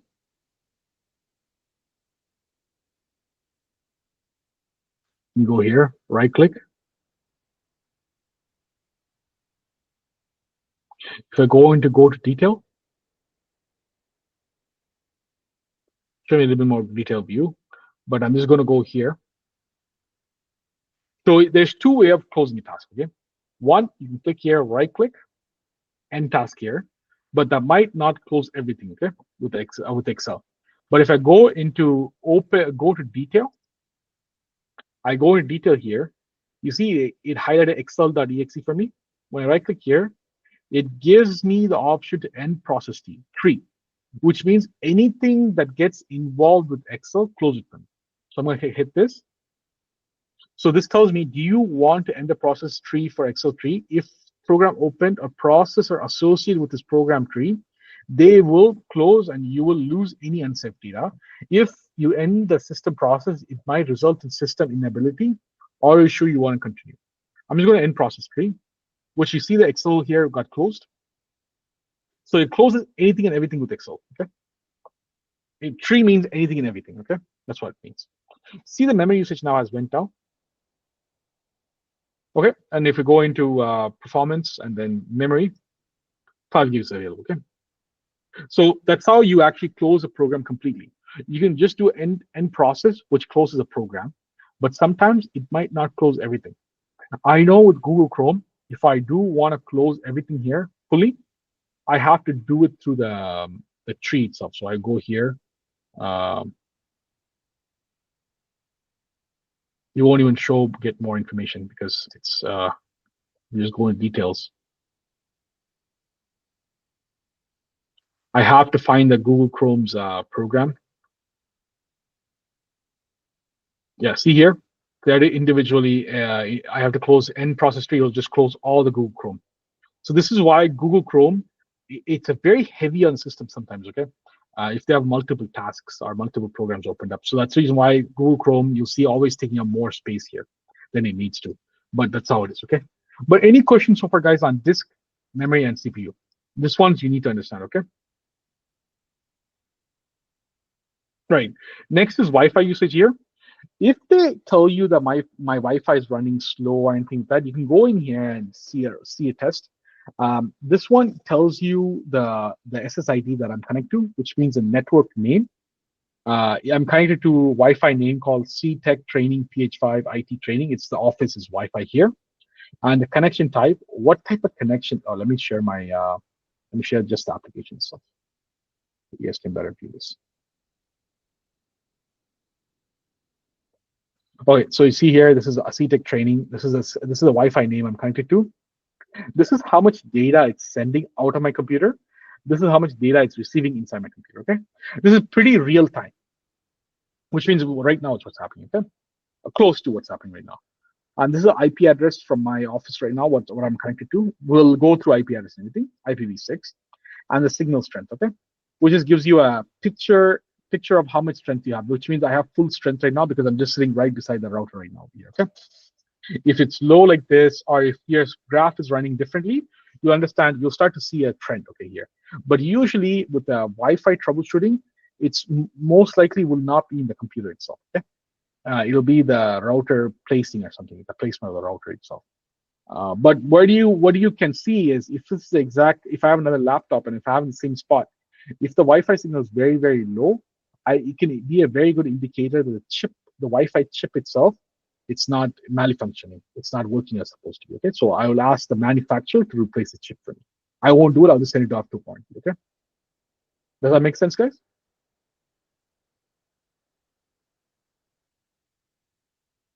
Okay. The next is GPU. Remember we talked about it, graphical user interface, graphics card. This is your graphics card, okay? So right now in my graphics card, I have a shared graphics card. My computer is not a gaming computer, okay? So it's made for doing documents and it's made using for doing like tasks, right? So which means half of my RAM is getting used for graphics as well, okay? So I'm using 51% for just 3D, and I'm doing copy task, video decoding, video processing, shared GPU memory. Okay, so this means as soon as you see the word called shared GPU, it does not have a graphics card dedicated for video editing, gaming, or something like that. I can do minimal of video editing here. I can do a little bit of gaming here, that type of things, right? This is not meant for gaming or something like that. But I can do photo editing, okay? Photoshop, anything to do with photo editing, I can do here. But I can't do like video editing. It won't be as fast or it won't be as proper for this computer, okay? So any question in these three guys over here? And what we looked at process and process killing.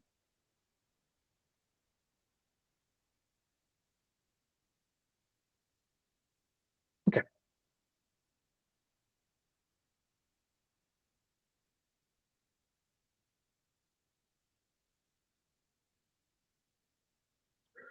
All right, so as we looked at RAM, so that's what RAM is, okay? So the most common issues you'll see in RAM is blue screen error. So which is, remember I told you when the RAM reaches like 95%, 100%, you start getting blue screen issues, which will look like this.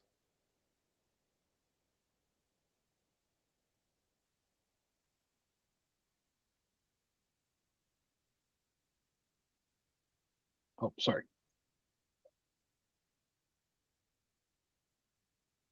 Which will happen like this, memory management. These are errors you'll start getting. What it's telling you is you're trying to run more application than your RAM can support, which what happens is ends up your whole computer crashing because it cannot support it, right? So it crashes. And usually when you get blue screen of error, it's most of the time it's RAM, some of the time it's application, okay? If the application is mismatched or if the application is running beyond thing, it'll crash, and it's most likely to do with the application or RAM itself. Okay? The application itself that cannot run because it's not running, it's not loading in the RAM itself, and it's crashing the whole RAM. Okay, this is the error you'll get. It might be freezing. You'll also see the computer getting freezing. It'll just get stuck.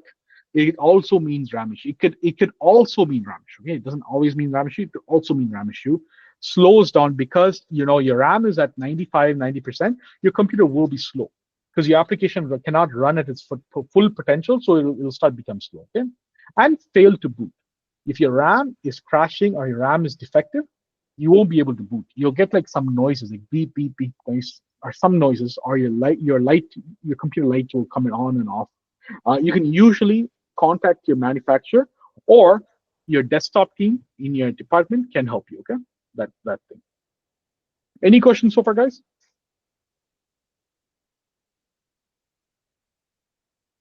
Okay. The next is hard drive and SSD. Okay. So remember I told you hard drive. Okay. So I'll show you what does a hard disk look like. Okay.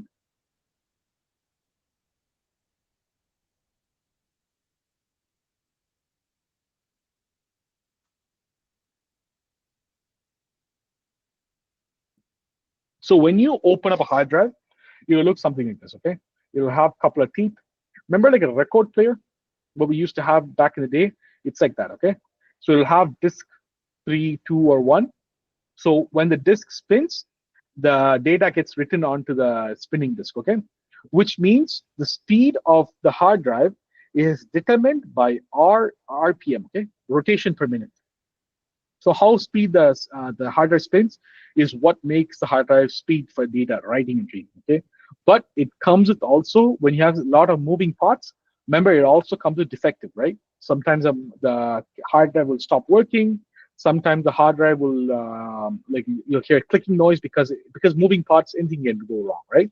Same like your car wheel or your motorbike wheel, right? As long if there's moving, there's wear and tear, right? There's possibly a breakage, there's possibly everything, right? So hard disks are known for being slow and known to fail sometimes. Whereas SSD or solid state drive, meaning they're like chip over here. So there's no moving part, okay? It's literally chips that the data gets stored on and it can access it. So it's very, very fast. Now, the advantage and disadvantage of hard disk and SSDs are hard disk, even though it can crash, the data can be recovered, okay? Because it's in the metal disk like this, there's labs that can take these disks and put it onto another hard drive and read the information, okay? There's labs that does this. There's a certain company that does it, okay? Because it's very easy. Because the data does not go anywhere; it gets stored on the disk. Whereas the SSD, if the chip ever gets broken or chip ever gets corrupted, data can never be retrieved. Okay, but it can be. It's very fast. It's very effective. Okay, it's in a very rare cases are when it's a very old SSD. It crashes and the information can never be retrieved. Okay, like whereas hard disk, even if you delete any deleting information, you can do a you can do a data recovery to recover the information. Almost 70-80% success rate. Okay, we're on a hard disk where it's spinning, because the information does not get, even when you delete, it doesn't get fully erased properly. So you can use some softwares or tools to get the data out of it. Okay, whereas SSD, it's very hard. Whereas hard disk, the possibility is 85-90%. Whereas SSD, it's only like 10% to 20%. Okay, it's very low and it's very expensive for data recovery on a SSD. Okay, because chip level, it's very expensive. Okay, whereas hard disk, if it's like $800 to $900 for data recovery, the SSD is like you're looking at like $15,000-$20,000 for data recovery. So, okay, for SSD, it's very expensive, but it's very fast. It's very reliable. It doesn't crash too often, but when it does, the information can no longer be retrieved. Okay, what you're seeing here, this is a newer model of SSD. Okay, they're called NVMe SSD. They're now they're now on all newer laptops. I have one I can show you right now. It's like here. This is the size of it. It looks like a RAM stick or a USB drive. Okay, this is 512 gigabyte, 500 gigabyte SSD. This one, it gets directly put on the motherboard. There's a small connector it goes on. This is very fast. Okay, SSD is fast. This is, I would say, about 2 to 3 times faster than SSD. Like when you go from an older hard disk and replace it to SSD, SSDs are very cheap nowadays. You can get one for like $50, brand new one, right? If you have an older hard disk on your computer, replace with SSD, you'll see it 10 times faster on the computer itself. Okay, if your computer has a NVMe or M.2 slot and you put these newer one in, you'll see it about 15 times faster. 15, okay? Whereas hard disk to SSD, this one to 2.5 SSD 2.5 is like 10 times faster than the hard disk. Whereas this one, NVMe, will be 15 times faster than the hard disk. Okay, that's the difference. Okay, because there is no moving parts, everything is on a chip, and the NVMe is directly mounted onto the motherboard. Okay, there is no wire. Whereas this one, the SSD, still needs to have a wire to connect between the motherboard and this SSD 2.5. Okay? SSDs are fast, more reliable because there's no spinning parts. Okay, there's no wear and tear. Drive comes in different sizes. They're like USB drive, right? There's like 128, 256, 512, 1 TB like that. Okay, it goes up. Okay. Common issues for hard disk are like slow boot, missing file, disk error, clicking noise for hard disk. Okay. For SSD, they'll just stop working. there's no things for it. Okay, because once it crashes, it just stops working. You won't be able to see it at all because it's chip level. Okay, whereas hard disk, you'll see some sort of symptoms for it. For SSD, if it stops, it stops. It doesn't turn back on. It's a chip. Okay, and it's usually SSDs will last at least 6-10 years, so you don't have to worry about it. Hard disk will last longer too, but at least hard disk, once it crashes, you have the ability for it to be retrieved again. Okay, with money spent on this. Any question on that, guys? Okay, with that all said, we're at the 3:30 mark, which is where we usually stop at this point. I want to hear from all you guys as a discussion. What did you guys learn in this class? How did you guys enjoy this class? Is this something new you guys learning, or is something you already know? Let's start with that. Okay.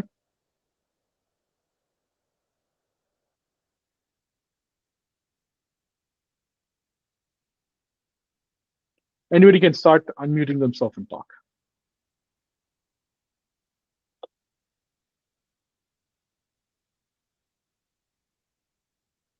Hello. Hey, Annie, go ahead. Yeah.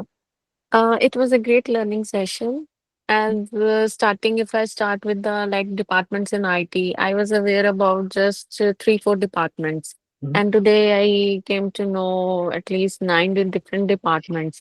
Yeah. that tackle to different needs of the organizations. Yep. And then if I talk about tools, I learned about event viewer and Mhm. remote desktop connection thing, which I didn't know earlier, that how to see and tackle that thing. Then, if I talk about hardware components, I was aware about the hardware components as belong to IT field, Mhm. and then this thing is new for me again. NVMe SSD, Mhm. which is 2 to 3 times faster than SSD, Yeah. and yeah, overall it was a great learning session for me. Today's session. Very good. Very good. Thank you Thank so you. much, Anand. Thank you. Thank you. Who wants to go next? Hi, sir. Hey, Ramesh, go ahead. Hi, sir. Yeah, good, sir. Actually, it's very new to me. But actually, I Mhm. was from a different background, Yeah. but still, some of the basic stuff. I think I know that, but Yeah. actually, what I know was just to the just outer layer only. But you had gone so deep, so I think something is okay. This is this much only, but there is a lot more behind is there. Yeah. So I just came to understand that. Yeah, Very that good. is all. I will start learning that more. Yeah. Thank you so much. Thank you. Thank Thank you, you, Mr. sir. Ramesh. All right. Who wants to go next?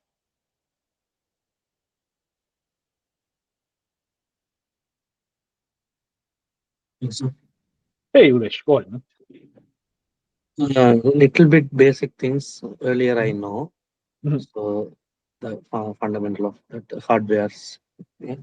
In the Mhm. school time, I studied that one. Mhm. The job roles in IT. Today, Yeah. I learned the variety of the job roles. Now I have clear cut about Exactly. that. Thank you, sir. Very good. Lexus also is going very well. Thank you, thank you, thank you. I'm very happy that it's exposing a lot of things, right? So everybody says the same thing. Whenever they go to first class, they didn't know this much things are in IT department, right? So very good. Thank you. I have Mr. Last but not least, Mr. Niratta. Hi, sir. It's Hi. a new perspective I'm learning. Yeah. And I like to, before I know some of them like task manager and kind of, I don't know idea, but I know the clear cut, but even you need to go there. If you have any Mhm. problem, go to the event viewer. I didn't know before, like it's not clear. Now I Yeah. am get learning what purpose you using it. But you said it like instinct of troubleshooting. That's a good word Yeah. because in this job you needed that one. It's Yeah. like a fly. Mhm. You have to know, like you go, they ask something like my computer is not working, and you go to see the computer, but Yeah. they have too many reasons. Maybe Mhm. some other guy repair the computer, put it back, not the plug not in the wall. Yeah. Maybe the other guy may be a different problem. So every problem has different issues. Yeah. So you should have the instinct of troubleshooting. You have to be aware, like environment awareness is very important. It's a common sense first. Yes. 100%. Yeah, you give a very good points of learning. Thank you. Yeah. Thank you. I'm so happy that you guys are all learning something, and you guys are all finding something new here. I'm very happy. And usually the day one classes, everybody is very excited. It's always like this. And when they learn that different departments and different scope of work, it gives a very good dynamic view of the IT department. So whereas from a small, now you're looking from a very big angle, right? And you understand each and everybody plays a role to make it successful for the business. And again, I'm not using the word successful for the IT team. As I mentioned before, the team does not exist for the company itself, right? We are just doing a customer service, a service providing for the business itself. So, as long as we're clear with our goals and we're clear with our work, we'll be very successful, right? End of the day, you guys will all face a challenge. Everybody has it in the career. When you make a new career move, it's to understand the fundamentals. You don't know where to start and where to go, where to lead, right? The whole purpose of the first day of class is to make sure you have a very good vision of how this works. When you go in, you should never be confused of what works go where. And entirely of the course, that's what you learn as well. There's a lot of tasks that you won't be doing. but you need to know how to ask the right question, how to diagnose it properly to pass to the next team. End of the day, your role is to gather much information as possible to pass the information down the road, right? So they don't have to go back and forth to the user. End of the day, if I'm the user, I don't want 10 people to contact me about the same issue and ask the same question, right? Because first person did not document it properly, and second person did not document it properly. Right? It's very, very important. You know, as you get really technical down the road, your brain will start jumping to conclusion. But you have to learn to hold your brain, and you have to learn to go through a diagnostic process that we will go through. There's actually a flow that you go through. It's called STQ, Standard Technical Questions. It's developed in a way where if as long as any problem, I'm not just talking about IT, any problem that comes in your life as well, if you apply the same tactics, you will be able to at least get some sort of clarity on it, right? Not the answer, clarity on it, right? So I really appreciate all you guys' time. I will have this class recording uploaded hopefully before any day today, and we'll send you guys an email. Okay, once you guys get added to the class, you guys will get an email from YouTube saying that you've been added to a class, and you'll also get an email from myself with the URL. Okay, to the whole class URL. Okay, email. Sorry. Okay, guys. Thank you so much. If you guys have any questions, please feel to unmute yourself and ask. Other than that, class is dismissed. We'll see you next week, Saturday, 12. Okay, sir. Thank you, sir. Thank you very much. Thank you, Mr. Have a Ramesh. good day, sir. Thanks. You too, you too. Have a nice day, brother. Thank you so much, sir. Have a good day. Thank you, Thank Samuel. you. You too. Thank you. Thank Thank you. you, sir. Have a nice Thank day. you. You too. Take care, guys. Thank you.